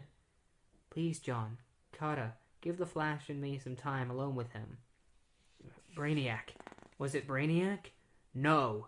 And then Clark thinks back to the day he saw Brainiac, and it turns out, at least to him, it wasn't Brainiac. It was actually Darkseid. Darkseid took over Lois's mind and took her to Apocalypse, and then Clark was transported to Apocalypse via a boom tube where he met with G. Gordon Godfrey, who is one of Clark's followers who just is a yapper. He never shuts up. And so he basically says that after everything that happened in Genesis, which was written and drawn by John Byrne, by the way, who draws this, after everything that happened to Darkseid in Genesis, because he got locked in the in the Source Wall by Superman, now he wants revenge. And his idea of revenge is just fighting Superman. He basically tells Superman they can fight each other, and if Superman loses, Lois Lane will die, because the way she's under Darkseid's control is she has like a chip in her brain that's controlling her, and if Superman loses the boxing match, the chip will explode and she will die.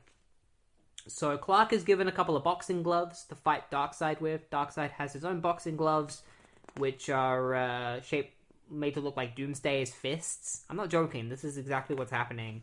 And meanwhile, Lois is chanting the Darkseid. Rip his Kryptonian throat out, my love. She's got like shackles on and a weird kind of... She looks kind of like... She looks kind of like Princess Leia when she's a slave for Jabba the Hutt. So Superman and Darkseid start boxing, and Superman realizes that he's not really able to get any proper punches in. And Godfrey is like, that's because we kind of tinkered with your gloves. They have kryptonite in them. And so Clark's just like, well, then you're straight up cheating. And he's like, yeah, this is Apocalypse. Like, we don't always follow the rules.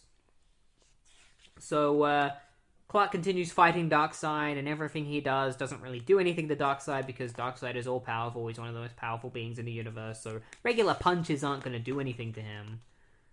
So instead, Clark frees a nearby guy that's being tortured, because the ring is made out of, like, razor wire and stuff, and there's a guy attached to the razor wire just, like, screaming in pain because it's Apocalypse and it's just an awful place to live.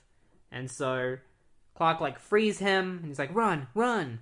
And then he grabs the floor of the ring, rips up like half the ring, and throws it away. And is basically like, because I've ripped apart the ring and thrown it away, you're out of the ring, Darkseid. And so I win. And he's like, alright, you win. I'll take the implant out of her myself. And Darkseid just rips the implant out, killing Lois. And Clark is just like, Lois! Lois! And it's like, it's hard to take this seriously because of how ridiculous it is, and I don't think you're supposed to take it seriously. You're supposed to read this and know that this isn't actually what happened. So congratulations, Superman. You've won.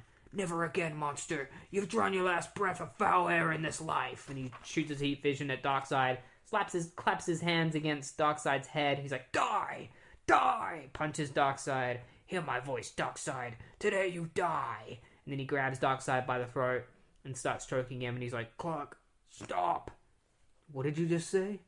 Get away from him, you filthy, dirty, delightful hunk of horrid beefcake. And Granny Goodness appears behind him, attacks him with her whip.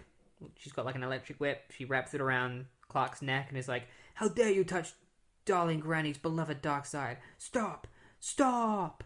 And then we flash back to Clark talking to Black Canary, where he says, like, that's what I remember. Black Canary's like, someone's manipulating you, Cal. That's clear. The common theme seems to be the threat to your loved ones.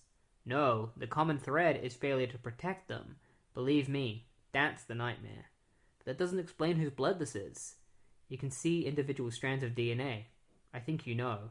Clark looks at his hands and he's like, my God. She's like, Superman, I'm afraid it's worse than you think. I'm so sorry. And, so, meanwhile, John tells Lois exactly what's happened.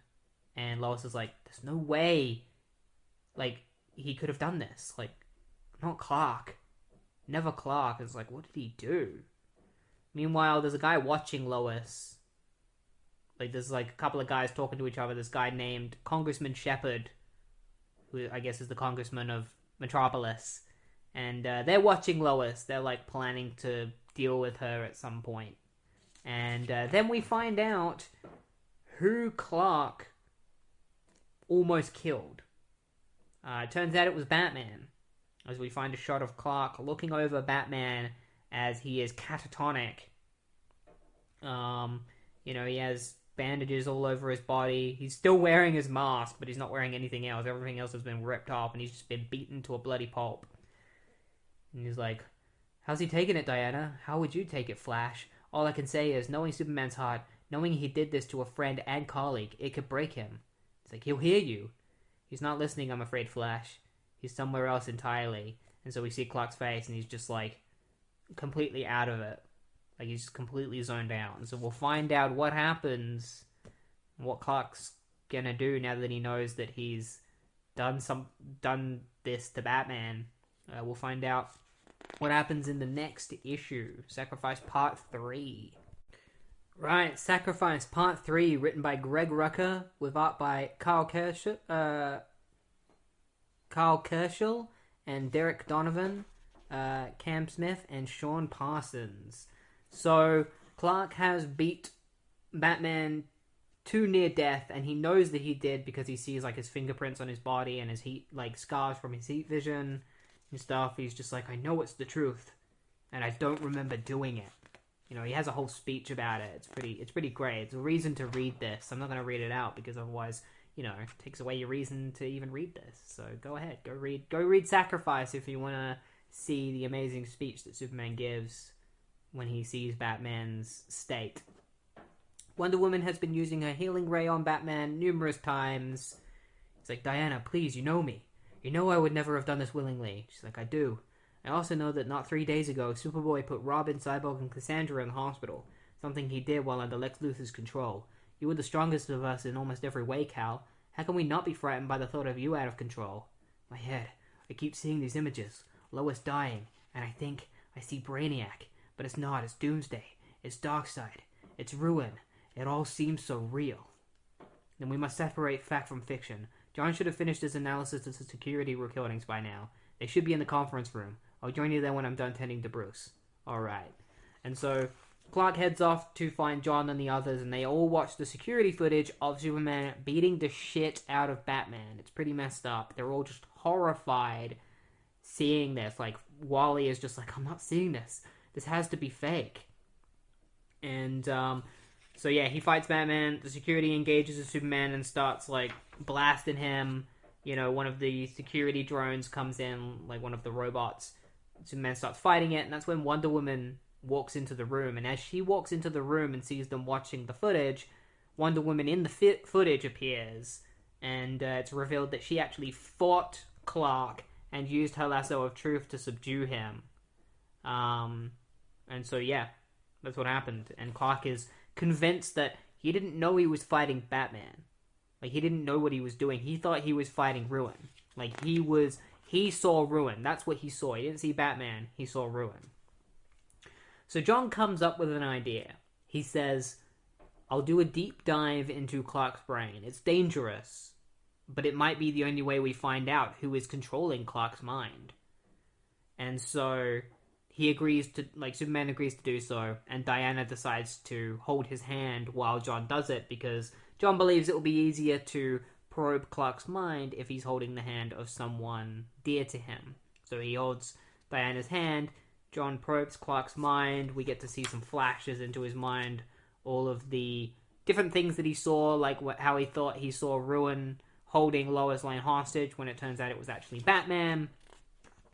And then they see a shot of, like, John sees a shot of Maxwell Lord inside Clark's brain, and that's when he comes to the conclusion that Maxwell Lord is the one controlling Superman's mind and is making him do all this stuff. And so Clark turns to John and is like, can it be undone? John's like, no. And they're just like, I don't accept that. Like, what do you mean you can't undo it? You're a telepath. Get in there and rewire. And he's like, you do not understand. This is not simple telepathy at work. Max has fundamentally subverted his mind. Kal-El killed once, an act that traumatized him to such an extent he erected psychological barriers forbidding him from doing so ever again. Max has torn down those barriers, forcing him to kill, even under a delusion will shatter his mind. I fear that any attempt on my part to restore Superman's mind will result in madness or worse. It's like, I do not know the full extent of Max's abilities, but I would suspect that this took years to prepare. And Black Canary's like, we got the ray down there, like, can that heal him? And John is like, the ray can heal wounds, but it can't heal the mind. And then Jon Stewart is like, call Zatanna, she could fix this with a spell. And everyone is just like, absolutely not, because we know that she was responsible for what happened in Identity Crisis with that incident. And John's like, something you folks ought to tell me? He's like, later, John. So what now? I'm now a danger to every man, woman, and child alive. If John can't fix it, and technology can't fix it, and magic isn't an option, what do we do now?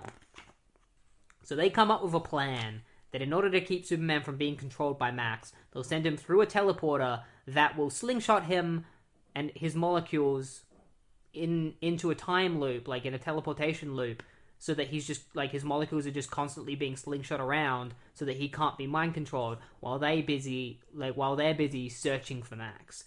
But Clark, under the control of Max's influence, not even realizing, suddenly has an epiphany and is like, oh, Max isn't controlling me, he's controlling the Justice League. But obviously that's not true. Max is just giving him these thoughts, like making him think that the Justice League are actually being controlled.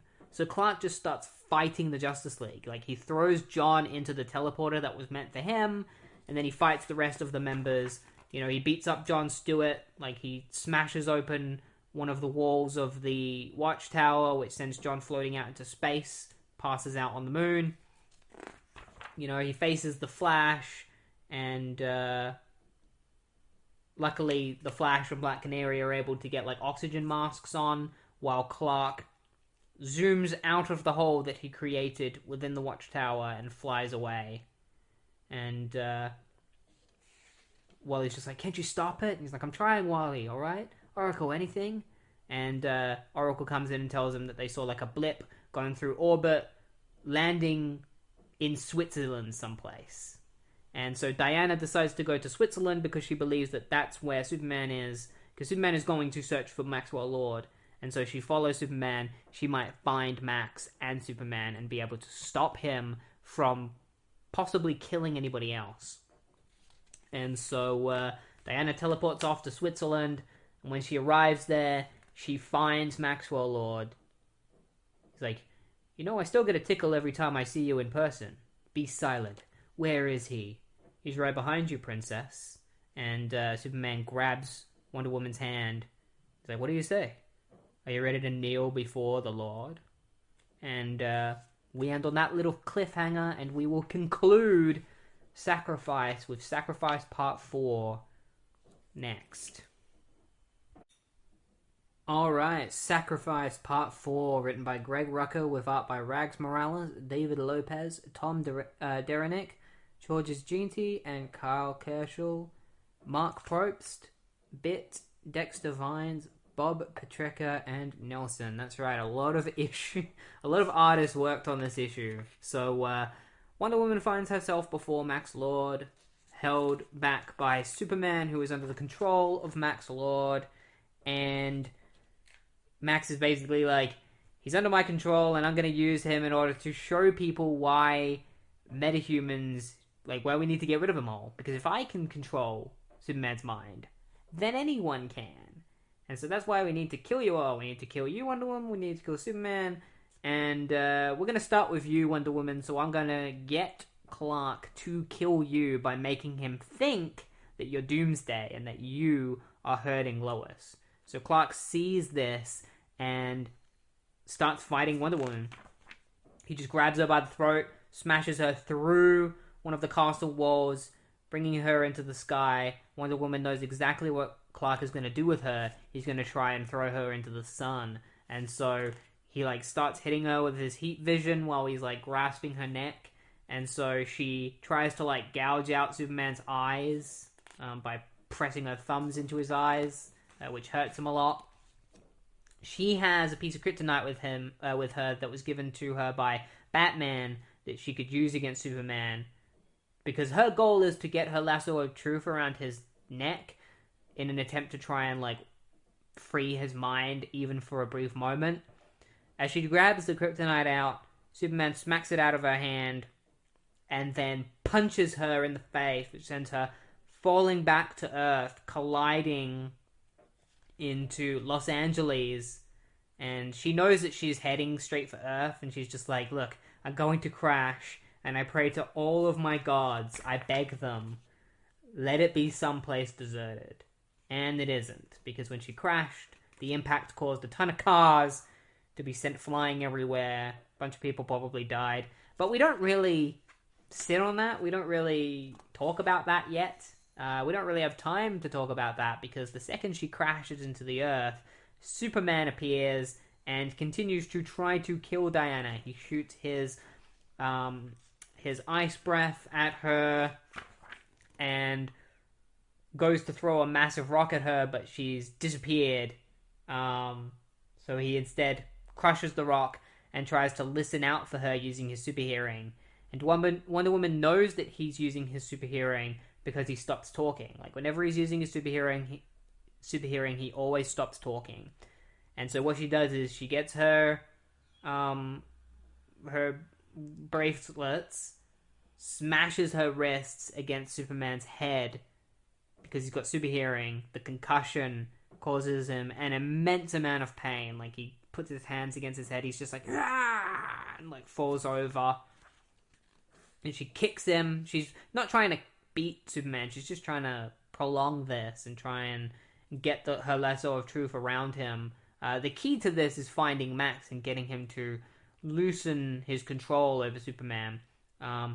She tries to get the lasso around his head, but he instead breaks her wrist. Like, my wrist snaps. Crack! Just snaps her wrist. It's like, this time I'm the one who screams. This isn't about him. It's about Max. I have to reach Max, which means I have to slow Cal down. And she kicks Superman, sending him flying, knocking him out for a moment. A brief moment, long enough for her to head off and find Max. So she actually sends a bunch of, like, birds to get in Clark's way, which gives her enough time to get away. But he just whips up a tornado, getting the birds away from him, and then heads off to go find Wonder Woman. Wonder Woman finds Max, whips him up in her lasso of truth, and is like, end this now! End it! And she grabs him by the throat. He's like, no!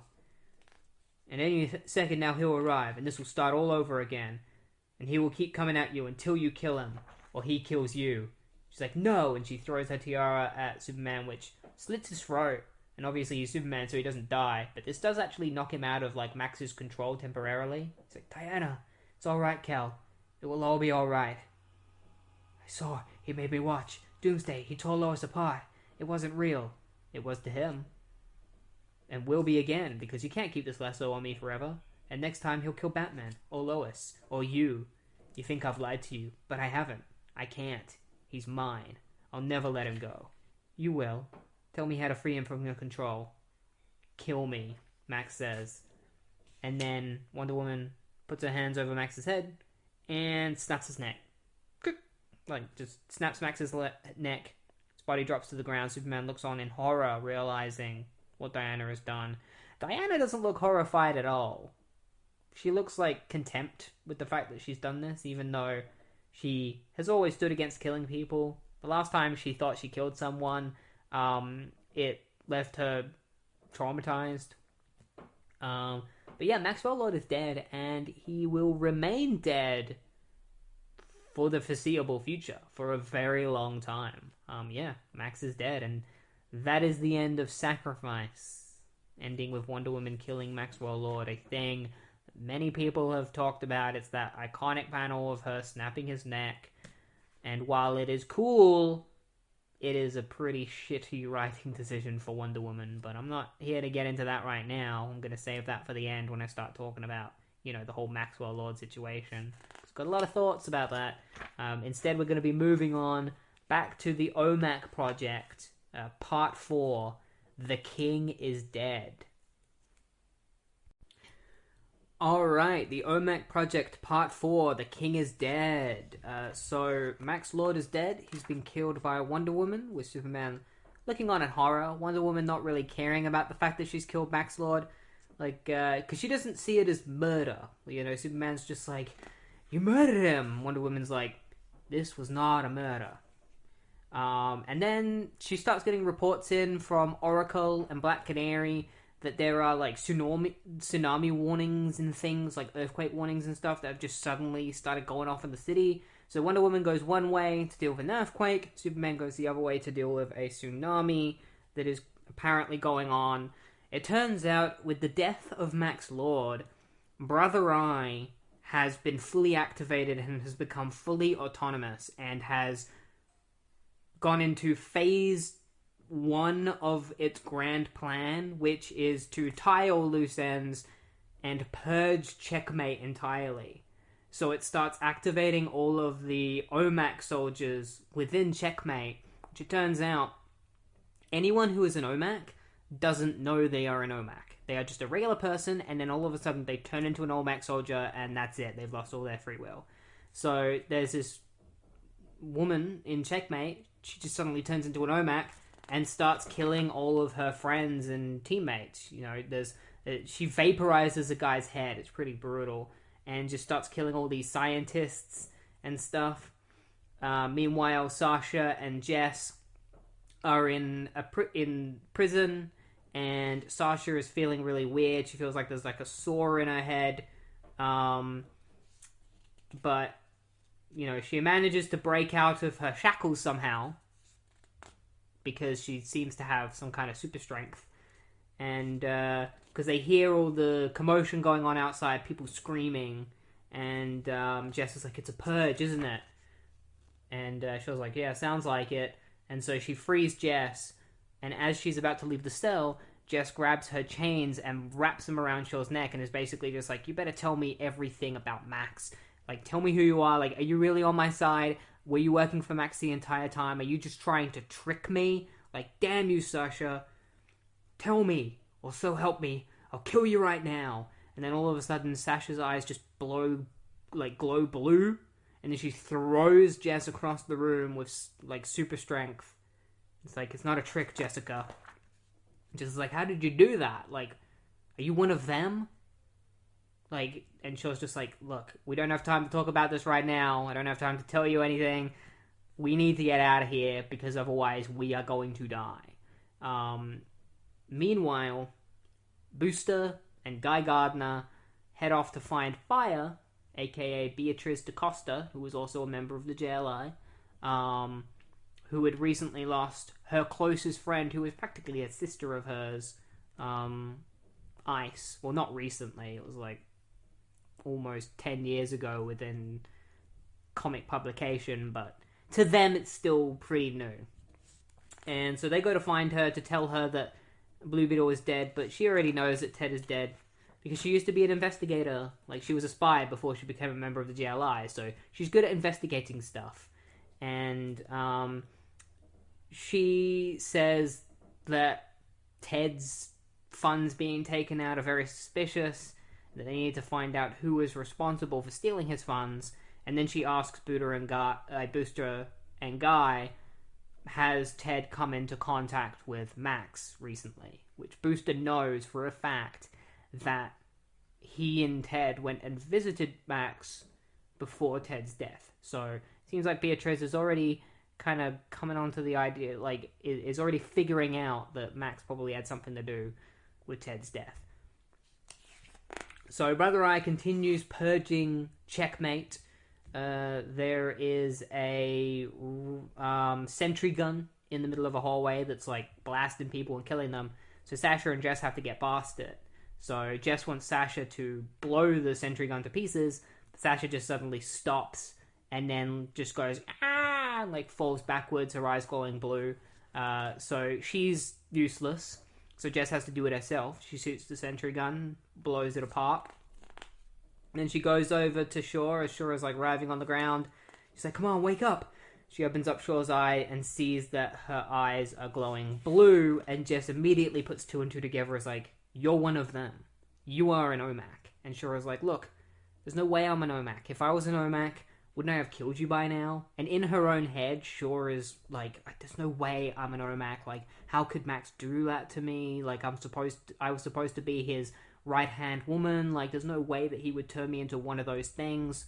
And Jess just doesn't trust Shaw anymore. She's like, because you're lying, or because you don't know what you are, or because you haven't been triggered, or whatever. I don't know why, Sasha, but I can't leave you at my back. I can't take that chance.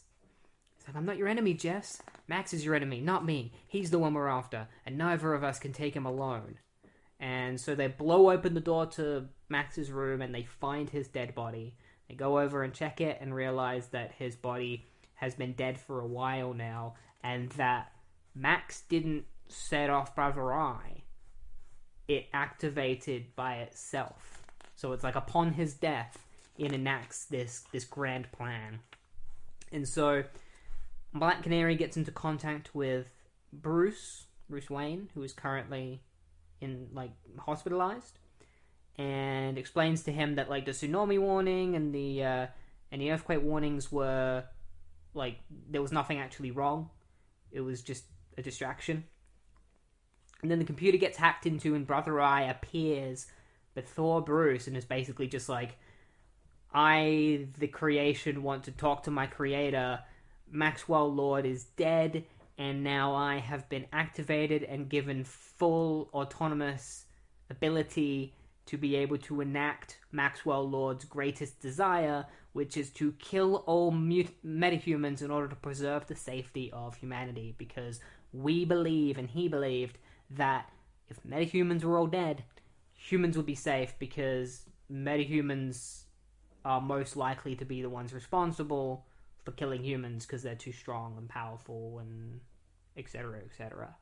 So Brother Eye starts sending Omac soldiers around to take down metahumans like Rocket Red, who Martian Manhunter comes in to save Rocket Red, but the Omac has his weaknesses logged into it, so he's able to set himself on fire, which hurts Martian Manhunter because that's his weakness.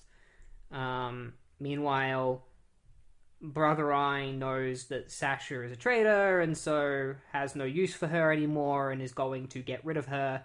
So when Jess and Sasha enter one of the main rooms where all of the database is, an Omac soldier breaks into the room and begins fighting Jess and Sasha, and ends up tangling Sasha up in a bunch of electric coils, and then stabs her in the chest with its knife hand.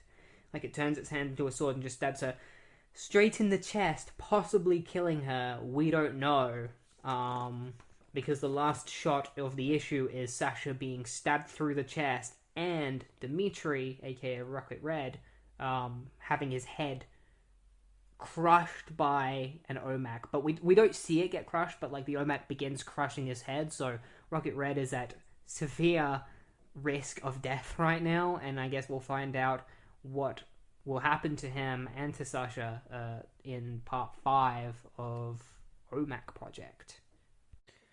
Alright, Omac Project part 5, Long Live the King. Sasha and Dimitri have been pretty gravely hurt, but they are not dead. At least not yet.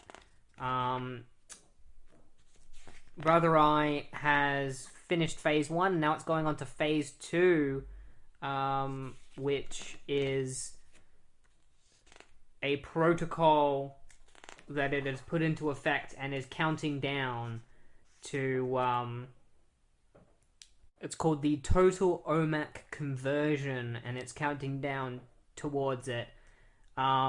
Dimitri is almost killed, but the rest of the Justice League managed to arrive and to save him. And by Justice League, I mean Justice League International. We got Guy Gardner, we got Booster Gold, Metamorpho, Fire, and Mary Marvel, who was a member of the most recent Justice League International miniseries. They have come to fight the Omac and protect John and Dimitri, which they do. They fight the Omac, and it ends up being a little bit easier than they anticipated, because this Omac just suddenly shuts down. And then 2 more show up and just devastate the Justice League. They one of them blinds Guy Gardner so he can't do anything. The other one hits Mary Marvel with a beam that turns her back into a regular woman. The other one tries to go for Booster Gold. Martian Manhunter manages to save him.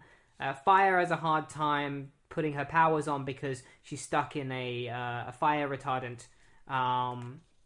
And as she gets away, she gets blasted by one of the Omacs and almost dies. Booster has to carry her away and is like, no, it can't be you. You can't be the one that dies. Because apparently, since Booster is from the future, he knows that one of the Justice League members is destined to die today. Apparently, even though he never brought it up. I don't know why he wouldn't have ever brought that up if he knew it was going to happen. Unless he's suddenly just gotten the memories back now. I guess that's the only way you can really explain it. Booster decides to attack one of the Omacs head on, and the Omac just blasts him in the face, because Booster's just not strong enough. So what Dimitri does is he decides to sacrifice himself. He flies into the Omacs to distract all three of them. Then he gets Guy Gardner to create a Green Lantern construct bubble around him and detonates his suit, destroying all three of the Omacs and killing himself. So Dimitri, aka Rocket Red, is sadly dead. And honestly, he was always one of my favorite characters in Justice League International. He was one of the most wholesome members of the group. He had a wife, he had some kids. You know, before he dies, he tells Michael, he's like, my wife and my children, Michael. Dimitri, please don't. Tell them I love them. And so, you know, Brewster just looks on distraught, and Guy's just like, I'll get fired to a hospital. Meanwhile, Sasha is dying from being stabbed in the chest. She watches as Jessica has a hard time fighting the other Omac. And then she dies. Sasha dies. For a moment. But she comes back and stabs the Omac in the chest. But she's not Sasha anymore. Or at least she's not the same Sasha that she once was. She's now transformed into a human Omac hybrid. Unlike the other Omacs who are all blue with one eye, Sasha looks the same, except now she has silver skin and a weird looking like robot eye and then a regular eye. And she's become what is known as the Black Knight 1. But we'll just call her Black Knight. She's not Sasha anymore, she is Black Knight. She basically just looks like Silver Surfer, but with Sasha's hair and a checkmate symbol on her chest. So they go over to the Omac that has been killed by Sasha, and they realize that it's a member of Checkmate. And then they also realize how people have become Omacs. So Maxwell Lord has created a virus, which is a bunch of nanobots that have entered people's bodies without them knowing, turning them into Omacs. And that's what happened to Sasha, that's what happened to this member of Checkmate, it's what happened to a lot of people. Sasha hacks into a nearby computer to learn more about this virus, and when she hacks in, she's like, we're too late. She contacts Batman. Batman thinks that it's Brother Eye contacting her, but then realizes it's Sasha. She says to Batman, the Brother Eye is planning on activating all of the Omacs at once. Every single one. And Bruce is like, how many are there? And she's like, there's 1,373,462 Omacs. He's like, when? Now. And so all of a sudden, you know, the protocol gets initiated. People start freaking out throughout the entire world, transforming into Omacs. There's actually a shot of Tim Drake fighting some criminals, and then a guy turns into an Omac right next to him. One of the criminals actually turns into an Omac. So, it seems like Tim Drake is in a bit of a dire situation. He's going to end up having to fight an Omac. And the final shot of the issue, we see hundreds, it's a page of over 100 Omacs, all flying through the sky, ready to create all sorts of destruction and mayhem against metahumans, against anyone really. And so we'll find out how the Omac Project miniseries concludes in part 6. Alright, the Omac Project part 6, Loss of Signal. Brother Eye has activated all of the Omacs across the entire globe. They have begun searching across the globe, looking for metahumans and killing them. We see it kill a team known as the Demolition Team. We see it kill this guy named Fastball. Firefly gets killed. You know, the Batman villain. He gets killed. Apparently he's a metahuman. I didn't know that. The Supermen of America, they all get obliterated by Omacs. Sasha is keeping an eye on everything, and they're trying to figure out how they are going to stop the Omacs. There are two options: to somehow get rid of the virus, which could risk killing those who have become Omacs, or destroying Brother Eye itself. And destroying Brother Eye seems like a really hard thing to do, and Batman doesn't want to risk killing anyone, so they have to figure out another way in order to deal with the Omac situation. So, what Sasha decides to do is she decides to communicate with everyone who is a part of Checkmate, all of their subordinates. So she sends out a message to everyone asking them if they know a cure for the Omacs, if they know a way to turn them back into normal people. And so, yeah, the broadcast gets sent out to a lot of people, like Bronze Tiger, Amanda Waller, Mr. Bones at the DEO, the United States Army. And none of them get back to her. And then suddenly they do. At first she thinks, like, no one's getting back to her, no one's going to call back and talk to her. Suddenly they all start calling back. She opens up one of the transmissions. It's Mr. Bones. First of all, he's like, thanks for killing Maxwell Lord. Just wanted to say thanks for that. Let's have a smoke. A bit of a celebration, because I hated that motherfucker. About your Omac problem. Dio has a theory. And so he tells Sasha how to deal with the nanomachines. So apparently, EMP would be enough to take care of the Omacs, but it has to be a massive dose of EMP, like a huge EMP explosion, pretty much the size of a nuclear explosion.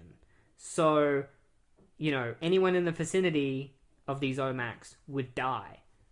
So Batman is tasked with going to Court Omniversal, which was the place that Max attacked and stole all the kryptonite. The reason why Max went there wasn't to take kryptonite. It's because he knew that Ted Kord had built an EMP device powerful enough to destroy his Omacs, like to destroy the virus. But he got there too early. The device hadn't arrived yet. But now it has. So Batman has arrived at the warehouse in order to get the device. Green Lantern's Hal Jordan and Jon Stewart arrive, and Batman tells them to get as many superheroes as they can find and take them to the Sahara, the barren south of Mount Totame. He's like, take as many heroes there as you possibly can, draw as many Omacs there as possible, and then keep them busy, keep them there. I'll come in, I'll drop the EMP, you protect everyone with a construct, and hopefully it will destroy the Omacs, but the people inside the Omacs will still be alive. Like, it'll destroy the virus, and everyone who isn't an Omac will be safe and won't die. So that's the plan. Meanwhile, Booster Gold, Guy Gardner have gone to visit Fire, who is in the hospital, to tell her that Dimitri has sadly passed away. He sacrificed himself in order to save them all. Guy gets a call in from Hal to go to the Sahara. He's like, hey, a bunch of superheroes are getting together to handle the Omacs. I'm going with them. And Booster's like, I'm going to come with you. And Guy's like, no, you can't. Like, your shit's scuffed. There's nothing you can do, Booster. You stay here. We don't need another casualty. And so he leaves, and Booster just looks really sad. And Fire's like, Michael, take care of yourself, Beatrice. And kisses her on the forehead. She's like, Michael, where are you going? Home. I'm going back home. And he takes off his goggles, throws them on the ground, and leaves. Sasha connects herself to Brother Eye, because what she's trying to do is she's trying to connect to his stream of the virus and shut it off, so that when the EMP is dropped, it'll cure a lot of people. And yeah, she's hoping to shut off the virus completely and cure everyone. So Hal, Jon Stewart, and Wonder Woman lead a charge of a massive group of superheroes. Pretty much anyone you can think of is at the Sahara right now, as a huge swarm of Omac soldiers fly in. We got everyone from Hal Jordan to Martian Manhunter to Stargirl to the Ray to Tasmanian Devil is here, who is basically just Wolverine. Like, he's DC's answer to Wolverine, pretty much. Black Lightning's here, like all of the outsiders. So yeah, all the Omacs start flying and everyone starts fighting back. And it's not just in the Sahara, it's across the globe. The Teen Titans are in San Francisco fighting Omacs. And then Batman and the Black Hawks fly in.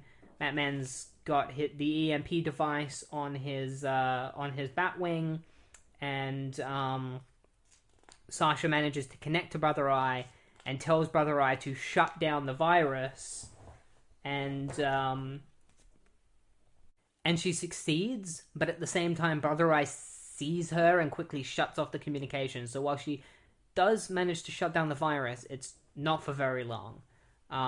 It's not long enough to obliterate everyone, but all of the Omacs that are in the Sahara Desert and a lot around the globe do get cured when Batman drops the EMP blast. He drops it, he neutralizes all of these Omacs, and they all get cured, and then a lot of them around the world also get cured. However, Omac was able to get a lot of the... Brother Eye was able to get a lot of the Omacs to retreat back into space and regroup and then send them back into Earth to try again, except there's a lot less of them now. While there was previously 1.3 million Omacs, now there's only 200,000, which is still a lot. That's still a dangerous amount, but it's a doable amount. And so now all they have to do is prepare for the next wave of Omacs and hopefully succeed in defeating them. So Sasha and Batman reunite at Maxwell Lord's castle in Switzerland, and Black Knight tells Batman, like Sasha tells Batman, that maybe they can rebuild Checkmate. Batman's like, we can't. It's over. Like, Checkmate's gone. It's like, I know about guilt, Sasha. Like, don't let it devour you. Come with me. We'll find a cure for your condition. She's like, there is no cure. The virus didn't work on me. I'm not a synthesis. I'm a machine. And Batman's like, you're not. You feel. And then he kisses Sasha. Brother Eye is the machine, Sasha. It feels nothing. And as he says this, in the middle of Times Square, I'm assuming it is, all of the screens suddenly get taken over by Brother Eye's symbol, and it says murder, and then a transmission of Wonder Woman breaking Maxwell Lord's neck is transmitted across the entire city as millions of people see Wonder Woman murdering Maxwell Lord on screen. So Brother Eye has resorted to the tactics of ruining Wonder Woman's name by making her look like some evil mass murderer or something. And that's the end of the Omac Project. Like, obviously it's not the end. There's still more to come. But that's the end of the mini-series, and we will find out how the whole Omac situation gets resolved in Infinite Crisis itself. But for now, we're going to be moving on to the next mini-series, which is called Villains United. Villains United is a prequel to a little series called Secret Six, which you may have heard of. And it began here as a build-up to Infinite Crisis. It's written by Gail Simone, with art by Dale Eaglesham and Wade Von Grawbadger. Alright, Villains United, Part 1, and Empires in Their Purpose. So, the first issue begins with the Society of Supervillains led by Lex Luthor and Talia al Ghul and Dr. Psycho. Black Adam is a member, Deathstroke is there too. They're all kind of like the high-up members. Oh, and the Calculator. They're going around talking to random villains, pretty much every villain that they can find, both big and small, to try and recruit them into the Society of Supervillains. They are already expecting a lot of the big supervillains to turn them down because they don't need their help. But what they weren't expecting was some of the really low-rate villains to turn them down as well. Because when Dr. Psycho and Talia al Ghul go and visit Catman, aka Thomas Blake, who is one of the lowest tier supervillains, or at least he was for a very long time, he turns them down because he's suddenly become really cool. He's got like a chest scar, and they find him and he's like got ripped shorts, ripped open shirt, like he's almost naked. You know, a knife strapped to his thigh. Like, he just looks really cool, and there's no really real explanation as to how he turned himself around. He just did. Like, before his appearance in Villains United, he was a down-on-his-luck supervillain who just was suicidal and stuff, and was fat and lazy, and now, all of a sudden, he's just move to Africa, become really cool, and he has an entire band of lions which he threatens to use against Talia al Ghul and Dr. Psycho because they don't want to take no as an answer, especially from someone like Catman. Like, Dr. Psycho really hates the fact that Catman has turned him down, but Talia al Ghul turns to Dr. Psycho and is like, he's really giving me Batman vibes right now. Like, she doesn't say Batman specifically, but she says that Catman reminds her of somebody who is an incredible human being, and it's obvious that she's referring to Batman. And so she's like, oh, we should probably leave this guy alone. And so they begrudgingly head back to the Society of Supervillains, especially after they see, like, 6 lions that Catman controls. And yeah, they're really annoyed that Catman has refused to join them, but Lex Luthor says that they're just not going to do anything to Catman. They're not going to kill him or anything. Instead, they're going to play the long game and make him pay in a different way. So we then switch to the Amazon, where we find a bunch of different supervillains, most of them lower tier. You know, we got Deadshot, we got Scandal Savage, who is the daughter of Vandal Savage. I'm not going to go into that because it's really confusing. Cheshire, the Fiddler, Ragdoll, and then a singular Parademon. There's just this one Parademon that's a member of their little group. They're in the Amazon protecting a device from Hive soldiers. And so they fight off the Hive soldiers, they manage to protect the device, and then they get, called in to go and visit Catman because this, their leader, who's known as the Mockingbird, his identity, or their identity, is completely, a secret. And they've told them to go and try and recruit Catman, Thomas Blake. And he immediately agrees to join them. And the reason why is because their goal is to fight the Society of Supervillains, right? And now Thomas Blake has a grudge against the Society of Supervillains because Deathstroke was sent to his camp and, killed his lions off panel. There's a part where you see, Catman holding, a piece of lion mane. He puts it in, a parcel or, in a bag. And then he hands a letter addressed to Oliver Queen to the barman and tells him to send the letter to Oliver Queen. I don't know why he's sending a letter to Oliver Queen. We'll probably find out later. But yeah, he agrees to join this group. There's 6 of them because they will eventually be known as the Secret Six. The Secret Six are basically just the Suicide Squad. Pretty much exactly the same as the Suicide Squad. The only difference is they don't have bombs implanted in themselves. Instead, they have bombs implanted in, loved ones and stuff. So if they don't complete their job, chances are their loved ones will die. And also, if they don't complete their job, they'll be at risk of dying as well. Because while they did protect the device in the Amazon, they didn't do it very well. They didn't do a very good job. And the Fiddler got shot in the head for it. He was considered to be the main failure of the mission, and he got killed for it. So they bring Thomas back to their headquarters, which is a giant mansion. They head inside where he meets the rest of the members of the Secret Six, who I've already mentioned. And then he meets Mockingbird, who appears on a screen and appears as this white, bold dude, with when your TV has no reception and it just has all of it's the fuzzy screen, that's what he looks like, but with 2 eyes that you can see.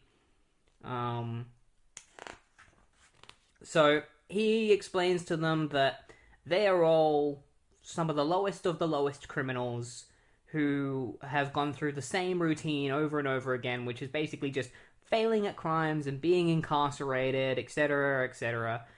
It's weird that he lumped Cheshire in with the rest of these villains, because most of these villains are just regular criminals who kind of sucked at their jobs and constantly got put in jail.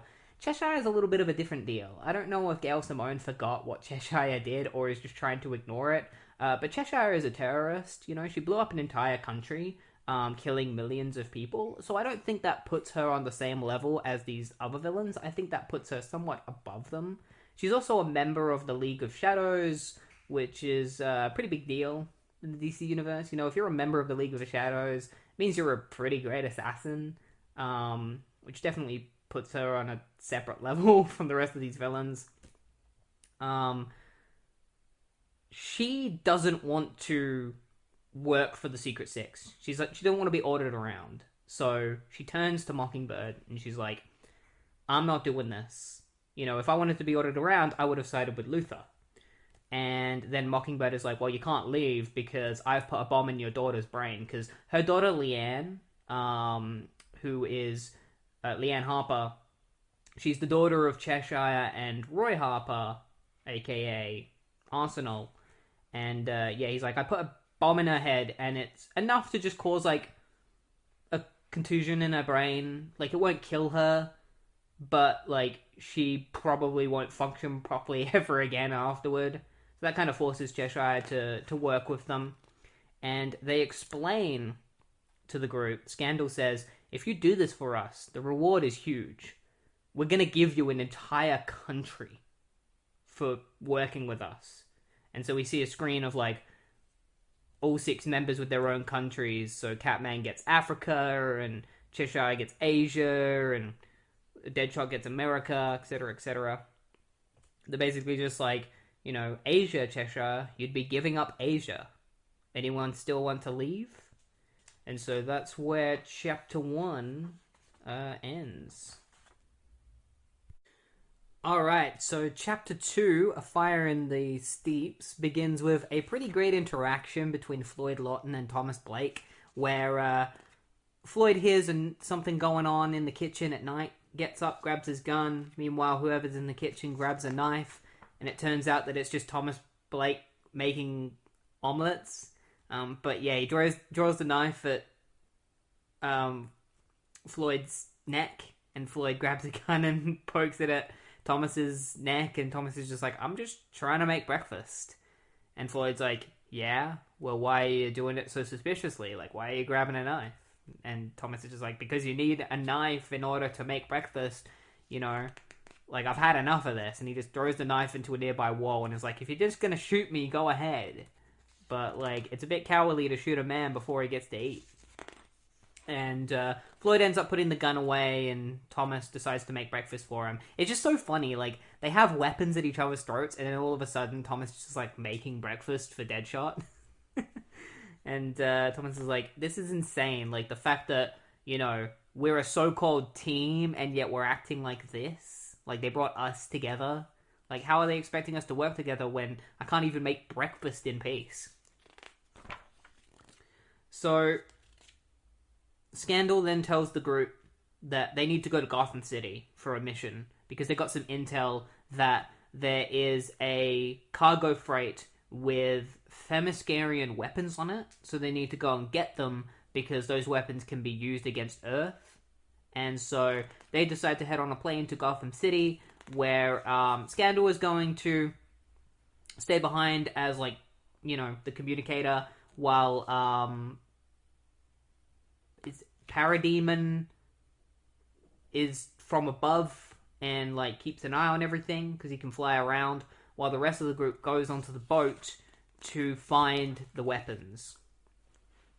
Meanwhile, the Society of Supervillains has bugged the plane, or somebody has. They don't reveal who, but somebody's bugged the plane, so they know that the Secret Six are coming to the freight. Because there's nothing on there. Like, there's no Themyscirian weapons. This is supposed to be an ambush by the Secret Society of Supervillains. And so the Secret Six make it onto the freight, and they immediately know that there's just no weapons on there because Parademon tells them, because he looks over the whole ship and doesn't find any weapons. So they know that it's either wrong intel or it's an ambush. So they decide to leave immediately. But when they try to leave, Weather Wizard shows up and is like, hey guys, we're not letting you leave. Me or my friends. And he reveals a pretty massive group of supervillains that have arrived in order to kill the Secret Six. One most notably being Dr. Polaris, who is one of the most powerful supervillains because he has Magneto's abilities to control metal. So Catman pulls out his razor claws and is like, you guys get away, alright? And I'll try and handle them. Like, I'll distract them. So while the rest of the six runs away, like, Catman starts fighting all these supervillains. It's funny, he goes straight for one of the dogs first and kills it, which is funny, because he's obviously Catman. And so, yeah, Catman is fighting off all these supervillains, but they're pretty damn powerful and start, like, taking him down, because he's just a regular guy, while everyone else jumps into their nearby Jeep to get away. However, they are attacked by Weather Wizard and Dr. Polaris, who Dr. Polaris just grabs Deathstroke with his abilities, sorry, not Deathstroke, Deadshot with his abilities, and throws him into the Jeep. And then Dr. Polaris causes the Jeep to explode. However, most of the members manage to get out of the Jeep in time, except for Parademon. And then, the Society of Supervillains take Catman away, and assuming they also take the rest of the six away as well. And Catman wakes up in an operating room with a man who calls himself the Crime Doctor. And basically, this guy has Catman hooked up with all sorts of, like, shit on this hospital bed. He's injecting Catman with all sorts of horrible things that are going to hurt his body from the inside out. And he then asks Catman, like, who Mockingbird is and why do they know so much? Like, how do they know so much about the Secret Society of Supervillains? Like, how do they know so much?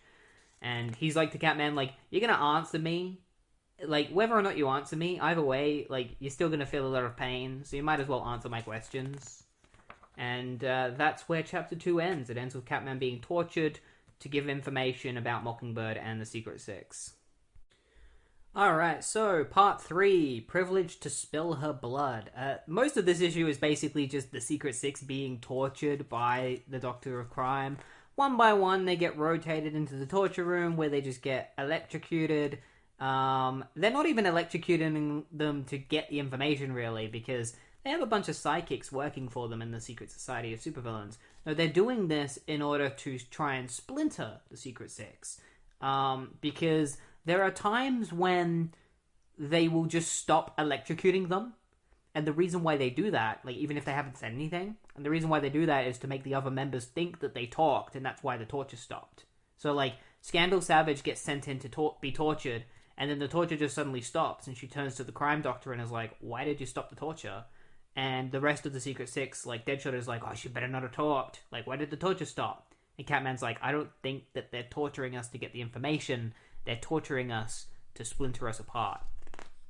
Meanwhile, there are a bunch of villains right outside playing Monopoly, which is kind of funny, listening to the torture, and a bunch of them are getting sick of it. They're like, oh, couldn't they have, like, done it in, like, a soundproof room or something? Like, I don't think, like, it's pretty messed up having to listen to their screams all the time. But then some of them are like Weather Wizard are like, oh, they've, hospitalized a bunch of us, so they deserve this.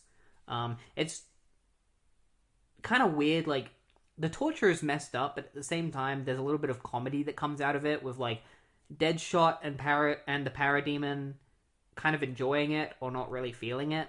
The Parademon just straight up loves being tortured, because he's so used to being tortured by Granny Goodness on Apocalypse, so he's just laughing, and he's just like, oh, give me more, Granny, as he's being tortured.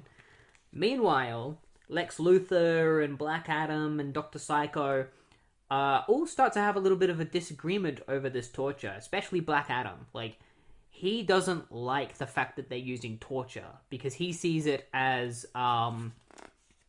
being too ruthless. He was like, oh, you said that we were going to do this fair, like, the fair way. Like, we were doing something just, but I don't see torture as being something just. I see it as something slimy. And Luthor explains to Black Adam, he's like, the device that we found in the Amazon is a radioactive bomb. and if it goes off, it could kill a lot of people. We know that there is another bomb that is exactly the same, hidden under Karnak, which is Black Adam's country. We need the information from the Secret Six to find out where it is, so that we can save your country and stop the possibility of millions of people from your country being killed.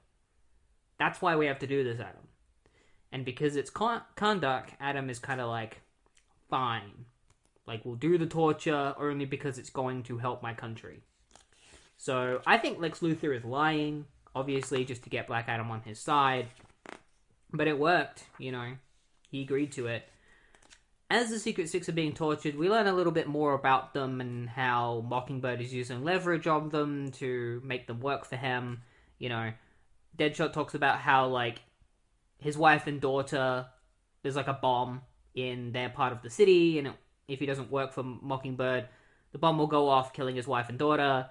Ragdoll explains that, like, his parents, who were supervillains, had, you know, multiple joints already, which gave them the ability to call themselves Ragdoll, while he wasn't born with multiple joints, and he was kind of ridiculed by his father for that. So what Ragdoll did was he got multiple surgeries on himself to give himself multiple joints in his body that would allow him to become Ragdoll. But in doing so, he needs to take, like, a special, like, medicine constantly to stop his bones from, like, breaking through his skin. And Mockingbird gives him the medicine that he needs, just enough, and no more than that. And so that's why he has to work for Mockingbird, so he gets his medicine. Jade obviously has a bomb inside Leanne's head, and Catman won't really say why he's doing this, other than, like, oh, the lions were killed by Deathstroke, but it feels like there's more of a reason as to why Catman is doing this, or how Mockingbird is making him do this. And so, after they find out that, you know, the torture sessions are more to splinter them than to actually get the information out of them, Catman decides to take Deadshot's turn in the torture room. Like, it's supposed to be Deadshot's turn, but Catman is like, I'll go in your stead.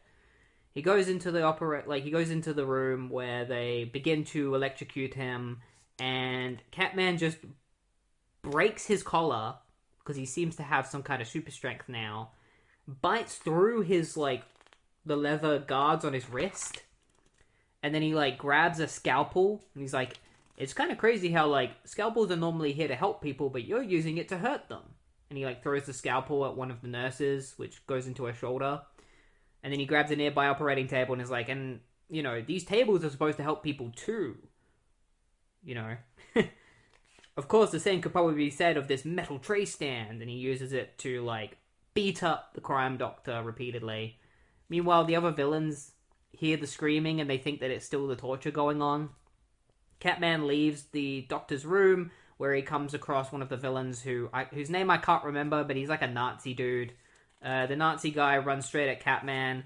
The Catman stabs him in the face with a bunch of syringes, which are full of a thing that enhances pain, like a chemical that enhances pain. He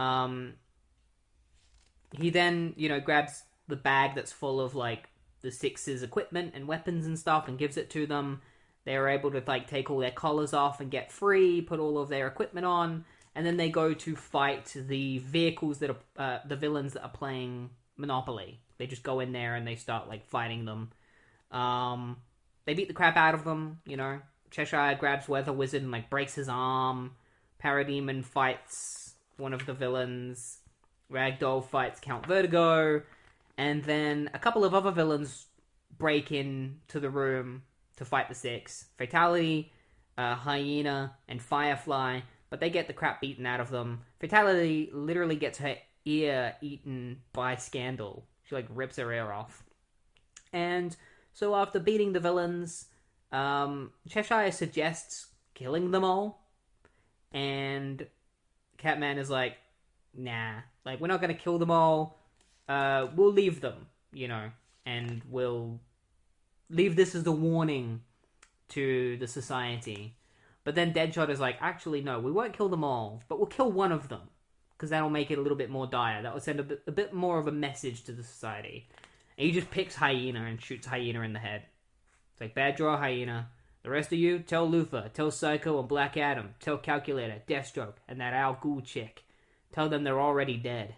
They just haven't fallen down yet. And so that's where Chapter 3 ends.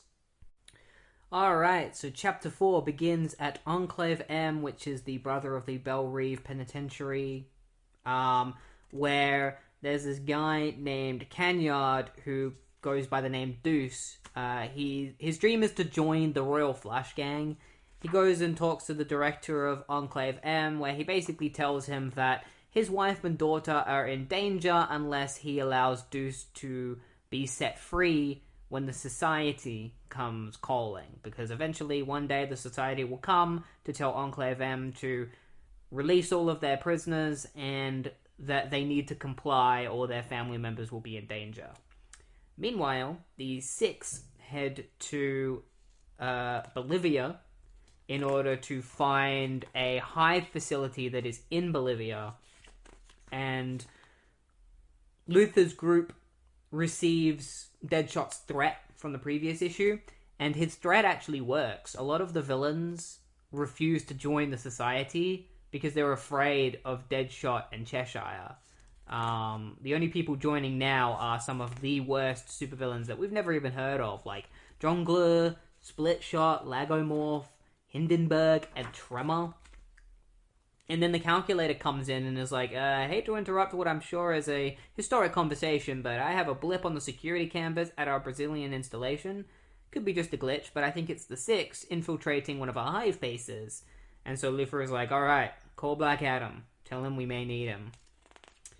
So Ragdoll infiltrates the hive base from the sewers because he can crawl through a sewer pipe thanks to his Ragdoll abilities. So he breaks through, attacks one of the hive members, and then they set off a charge that has been put inside the hive base, causing a massive explosion that allows the rest of the Six to come charging in head first, attacking the hive drones, which is the name of all of these, like, hundreds of people that work for Hive. They're all nameless. They're basically sent to their deaths by Queen Bee, who is also at this Hive facility. She's the leader of Hive. So there's a battle between the Six and Hive where Parademon gets really mad because he's got a very close relationship with Ragdoll. He's very obsessed with Ragdoll. Ragdoll gets shot during the battle, and Parademon thinks that he's dead, and he blames Catman for Ragdoll's death, so he starts fighting Catman. Meanwhile, Scandal hacks into the Hive system and sees not only what the power source of the system is, which we will find out is a person. They're using a person to power this facility, but also she finds out what Lex Luthor is trying to do. Basically, Lex Luthor is trying to wipe the memories of the entire JLA and every single superhero. And Deadshot almost considers letting him do it, because he's like, just let him do it. Like, if that's what the society wants to do, they want to, take out these pompous heroes, then I say let him. And Catman's like, there's no way we can let Lex Luthor go through with this, because that is insane. Black Adam arrives in order to face the Six, but they're interrupted by the power source of the facility being set free. The power source is Firestorm. Now, I'm pretty sure this is supposed to be the Jason Rush version of Firestorm, because the Ronnie Raymond version is dead now. He died in Identity Crisis. He was replaced by Jason Rush, and so he has now been set free. He's like, hey guys, my name's Firestorm. I've been looking forward to a little chat since you locked me up in that containment field. Gotta warn you though, I'm terribly grouchy when I first wake up. And so off-panel, Firestorm fights Black Adam, and the Six watch as the Hive facility, they watch from a distance as the Hive facility blows up into smithereens.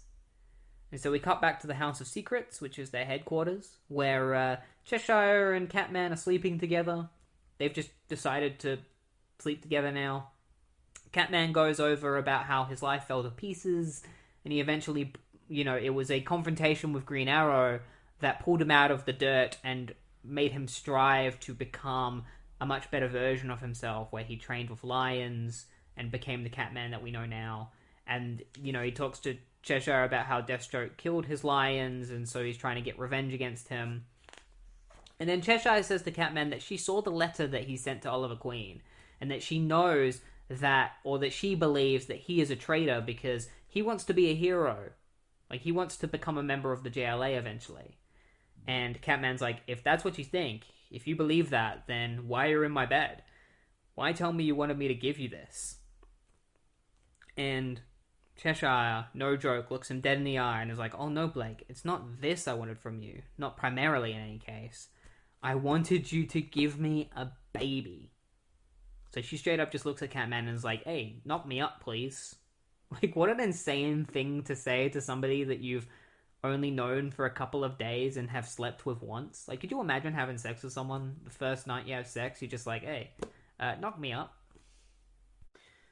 Alright, part 5. Victims of Aggression begins immediately with Catman assaulting Munjo Mala as the Six breaks into one of the Society's facilities.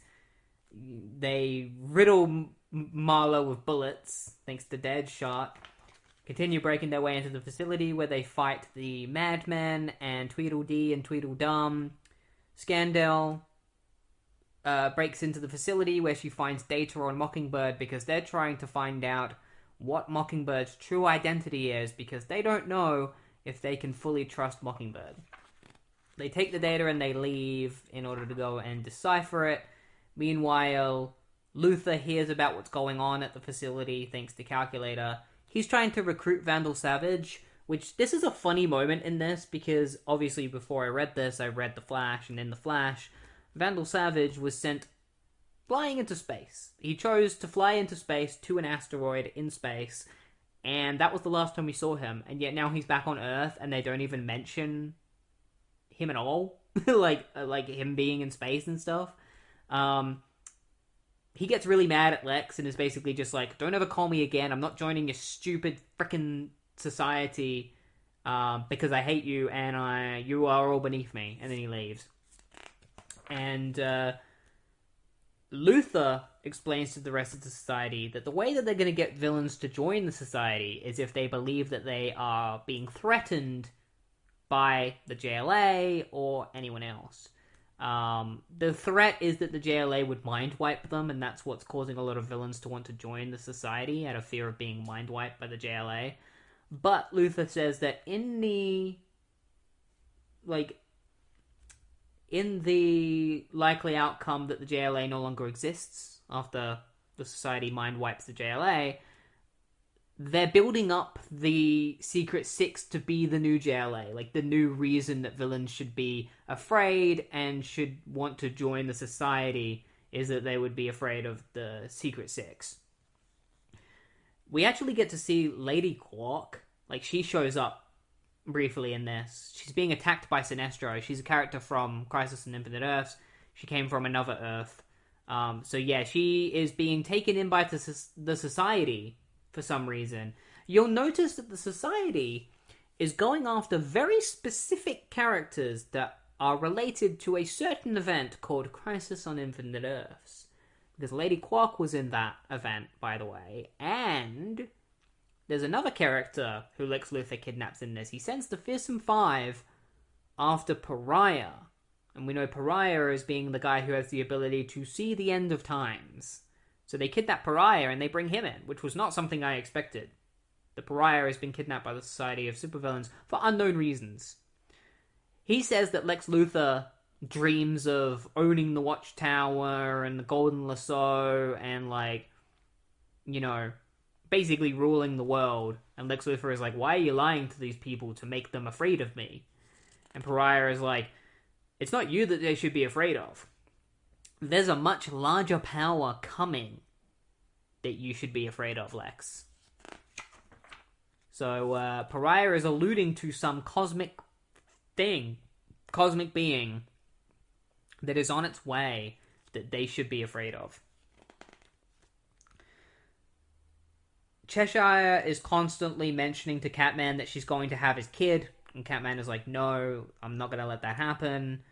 Deadshot wants to have a conversation with Scandal, but Scandal is a lesbian, and she's like, no, I'm not interested, Deadshot. And Deadshot eventually goes and meets with her, and says that it's nothing to do with, like, he's not trying to have a relationship with her, he just wants to talk to her about something. And the Six have a meeting with Mockingbird, because Mockingbird is like, what are you doing? Like, you're trying to steal all this data to figure out who I am? Are you trying to betray me? And Catman's like, look, we both want the same thing. We want to stop the Society of Supervillains, right? So let's make a deal. How about we go on a suicide run against the Society? So it's a win-win for you. Either we die taking down the Society, and, like, whoever of us survive gets to walk away, or we just die and we fail taking down the Society, and you get to replace us with a new Six, but our families go free. And Mockingbird agrees to that. He says, you know what? Whatever. Hopefully the next Six would be better than you guys. Deadshot goes and talks to Scandal, where he finds out that Scandal is the daughter of Vandal Savage, and that she has, like, healing abilities just like Vandal. She's very hard to kill. And then Catman just comes out of nowhere and slams Deadshot's head into his desk, like, into the computer. It's like, what the hell? It's like, Hunter assassination. What the hell difference does it make if the target sees it coming, you said? If anything, it's Kinder in the back of the head. Take the brain out before the body knows it's gone. I distinctly recall you saying that, Deadshot. And he just, like, slams Deadshot's head in the desk again. It's like, get me a gun! Scandal goes to get his gun. He's like, in Africa, Lawton, I heard the prop of the copter, smelled the stink of Deathstroke cigarettes. Came back to the den too late. All the pride was slaughtered, 1 bullet each, including the male that mocked me. Gave me a spirit. Only thing is, Cheshire knows Deathstroke quite well. And, Cheshire stopped Scandal from getting Deadshot's gun. He's like, let's watch the festivities. Homicidal boys will be boys, dear. It's like, I smelled the cigarettes. But Deathstroke quit smoking 3 years ago. Guess he considered the health risks, Lawton. And Lawton actually has a knife and stabs Catman in the leg. Like, bullseye. Get off of me, Blake. It's like, who else, Lawton? Who affiliated with one of the sides in this idiotic war could kill 9 cats with 1 bullet each? Smoking your brand of cigarettes. I knew you did it. I just wouldn't admit it. Scandal's like, but Cheshire is a liar. She lies. No, not this time. And Lawton lights up a cigarette and he's like, he's right. I did it. Murdering bastard, I'll tear your heart out. And Catman grabs him and slams him into a wall. And then all of a sudden the alarm goes off. Like, what the hell? It's the perimeter alert. Someone's found us. Yes, imagine that. Merciful gods. There are dozens of them. Many dozens. This changes nothing, Lawton. Call the others. Get all 6 of us together to make a plan. And then Cheshire walks up to him and is like, 6 of us? Oh, darling, I'm afraid you've miscounted by 1. See, I called them here with a tracking device. And we see outside that there are a dozen supervillains swarming in on their headquarters. And it turns out that Cheshire has decided to switch sides. She is the traitor. She's like, I'm defecting. They all were terribly cross with me. It's like, Cheshire, Jade, tell me you didn't do this. Oh, but I did, Catman. Completely, utterly, I did. And then Lawton draws his gun on Cheshire and is like, if that's it, that's it. If we're going, then you're going first, witch. Will you let him do it, Thomas? Will you let him kill your unborn child? It's like, damn you. Damn you, Jade.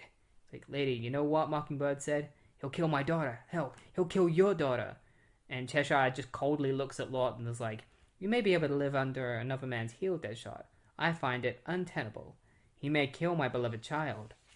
So isn't it fortunate that I'll soon have a replacement? And so we really get to see how Cheshire is just a really cold human being, and that she just doesn't give a shit about Leanne, and that she is ready to just replace her with another child from a guy that she barely knows. And so we really get to see just how much of a monster Cheshire really is. And yeah, so that's the end of part 5 as we move on to the final part of Villains United. Alright, Villains United Part 6. At the end of all things. Yeah, things get pretty crazy, like pretty damn bonkers. Like there's a couple of confusing things that I'm sure will be resolved in Infinite Crisis, but do not get resolved within this very issue. Most of this issue is the Six fighting against the Society of Supervillains, because the Society of Supervillains have found the Six's headquarters, so they send all of their villains there to fight them, led by Deathstroke. So most of it is just the Six fighting them. Deadshot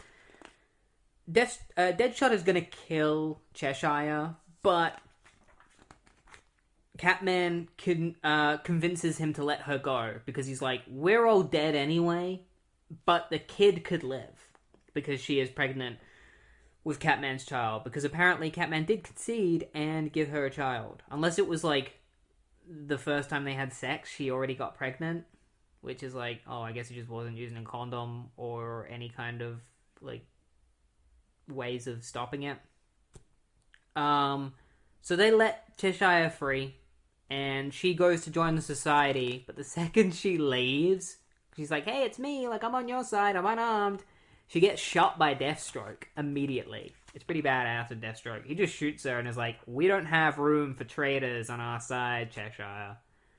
Meanwhile, Luthor finds out that all of his satellites have been hacked into by Oracle. He's like, well, since all the satellites have been hacked into, I guess I've got no choice but to get my answers from Pariah. And he goes into another room where he finds Pariah all hooked up to all these cables and shit. And he basically says to Pariah, he's like, you know a lot about, like, crises, so I want you to tell me everything that you know. And Pariah's like, all I know is that, you know, there are other worlds, other possibilities, and there is another Luthor. And that's when this Luthor is like, I already know that, you poor deluded fool. I'm him. And so this is when it's revealed that this Lex Luthor that we've been following the entire time, who is the leader of the Society of Supervillains, is not the Lex Luthor of this Earth. He is not Earth 1 Luthor or Earth 0 Luthor. This is an alternate Luthor from another Earth. The real Luthor, the actual Luthor of this Earth, the one that we've known for years, is Mockingbird. And he knew that there was somebody else pretending to be him. There was another Luthor pretending to be him. So he created the Six in order to dwindle the society down so that he could get his revenge against this Luthor. So we get the big reveal. We get to see the actual Luthor bringing out, like, his, like, suit of armor. Because you know how, like, Lex Luthor has a suit of armor? We get to see the real Luthor get his suit of armor. And we don't get an ending to this plot thread. I'm sure it will be continued within Infinite Crisis, but for now, that plot thread is left hanging. The last time we see the real Lex Luthor, he's in his armor, and he tells the Six that there was never any bombs in any of their loved ones. They were always safe, and that they're free to go back to their loved ones if they want to, and that he has matters of his own that he needs to settle alone. And that's the last time we see him.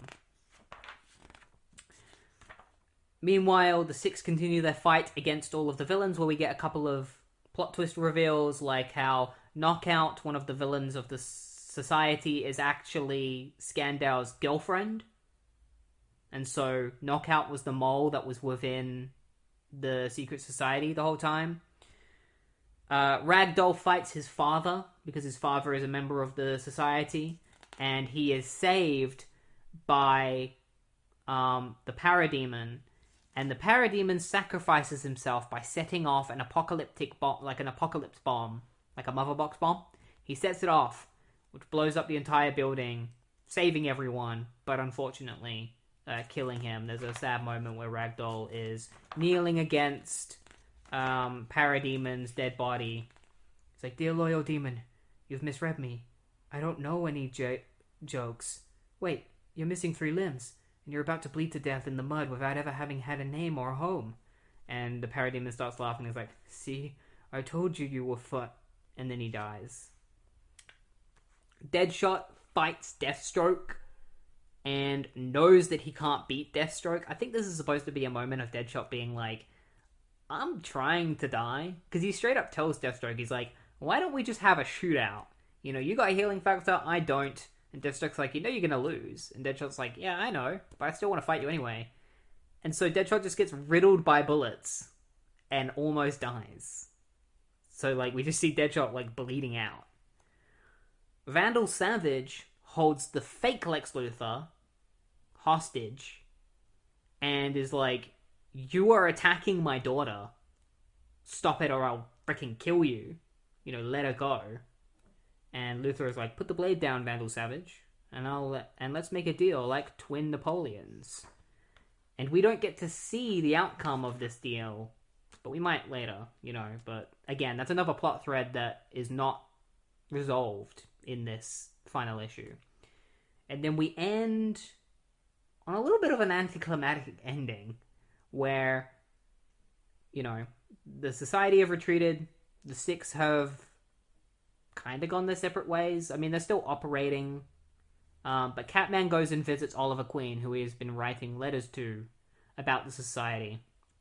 And Oliver's like, I know you didn't have to do this to give us this warning. Because, like, Catman tells him that, like, the Society are planning on trying to mind wipe the JLA. And so Oliver's like, I know you didn't have to give us this warning. I appreciate you coming to the good guys for once. And Catman's like, Arrow, don't kid yourself. And he punches Oliver in the face. And he's like, good guys don't lobotomize people who are already in handcuffs. Every stinking thing that's happened because of it is on your heads. Remember that. People are going to die because you took the shortcut.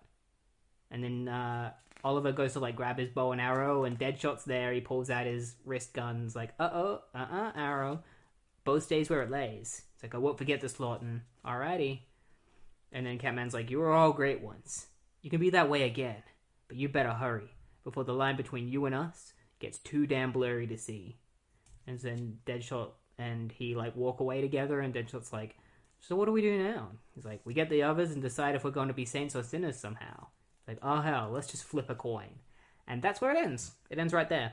And it's really funny seeing Catman have this conflict with Oliver Queen, because Green Arrow was one of the guys that was against them wiping Dr. Light's mind. So it feels a little ironic that Catman is angry at Oliver when Oliver was not in on it and did not want to do it. And they just kind of went against him. Like, he didn't really have a choice, you know?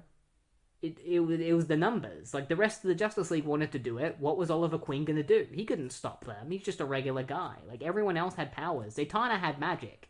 If anyone was to blame, it was mainly Zatanna, because she was the one that did it and was so insertive about it. But yeah, that's the end of Villains United, and that is the end of this week's episode. But before I officially end things, I just want to talk a little bit about something that I'm pretty passionate about that is directly related to this. In Countdown to Infinite Crisis, we obviously had the very controversial decision to turn Maxwell Lord into a villain, and I wanted to talk about my feelings on that a little bit. Basically, I've always been of the mindset that Maxwell Lord does not work as a villain. It doesn't make any sense, and it was always a terrible decision, and I want to explain a little bit why I think that way. My main reasons for thinking this way is because of how it was executed. First of all, the decision to make him a villain was a last-minute decision that came out of nowhere. The original plan was that the plot twist villain was supposed to be a guy known as Lauren Jupiter. Lauren Jupiter is a character from Teen Titans who was their manager for a while. He eventually became a member of Checkmate, and he was supposed to be the plot twist villain.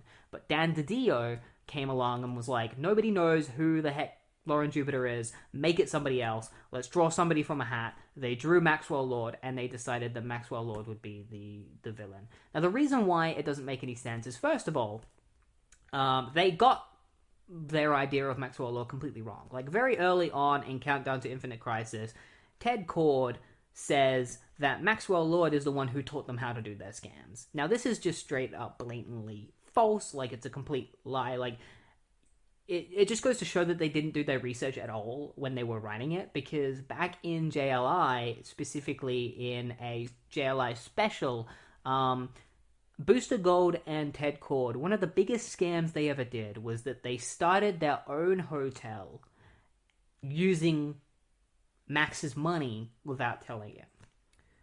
Who hated them the most for doing this? It was Maxwell Lord. Like, Maxwell Lord did not teach them how to do their scams. Maxwell Lord hated them for their scams for a very long time. Like, after that, he didn't trust Booster Gold and Blue Beetle for a very long time. So to say that Maxwell Lord taught them how to scam and shit like that, it just shows that, like, Johns, Rucker, and Winnick just didn't do any research, because if they did a little bit of research on Maxwell Lord, they would know that he hated the scams. Another reason it didn't make any sense is they really try to push this idea that Maxwell Lord really loves using his powers to manipulate people. Has Maxwell Lord manipulated people with his powers in the past? Yes, he has. He manipulated Huntress into joining the JLI. Did he enjoy doing it? Not at all.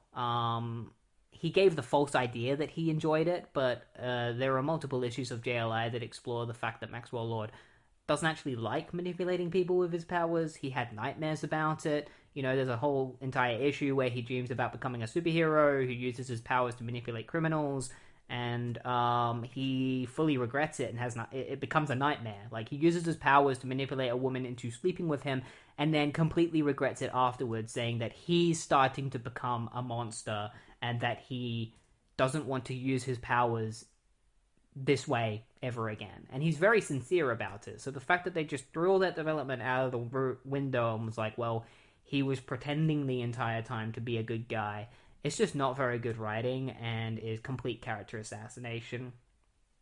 Another reason why Maxwell Lord becoming a villain doesn't make any sense is because this isn't the first time he's been a villain. In the 90s, during Justice League International, Maxwell Lord became corrupted and he became a villain called Lord Havoc, and he was a villain for a while. And then, you know, he faced the Justice League International, and they managed to get through to him, and he was redeemed. So, if they're trying to say that Maxwell Lord was evil the entire time, and that he was pretending to be a friend of the Justice League International, how does it make any sense that, like, that would mean that he would have had to have pretended to become a villain?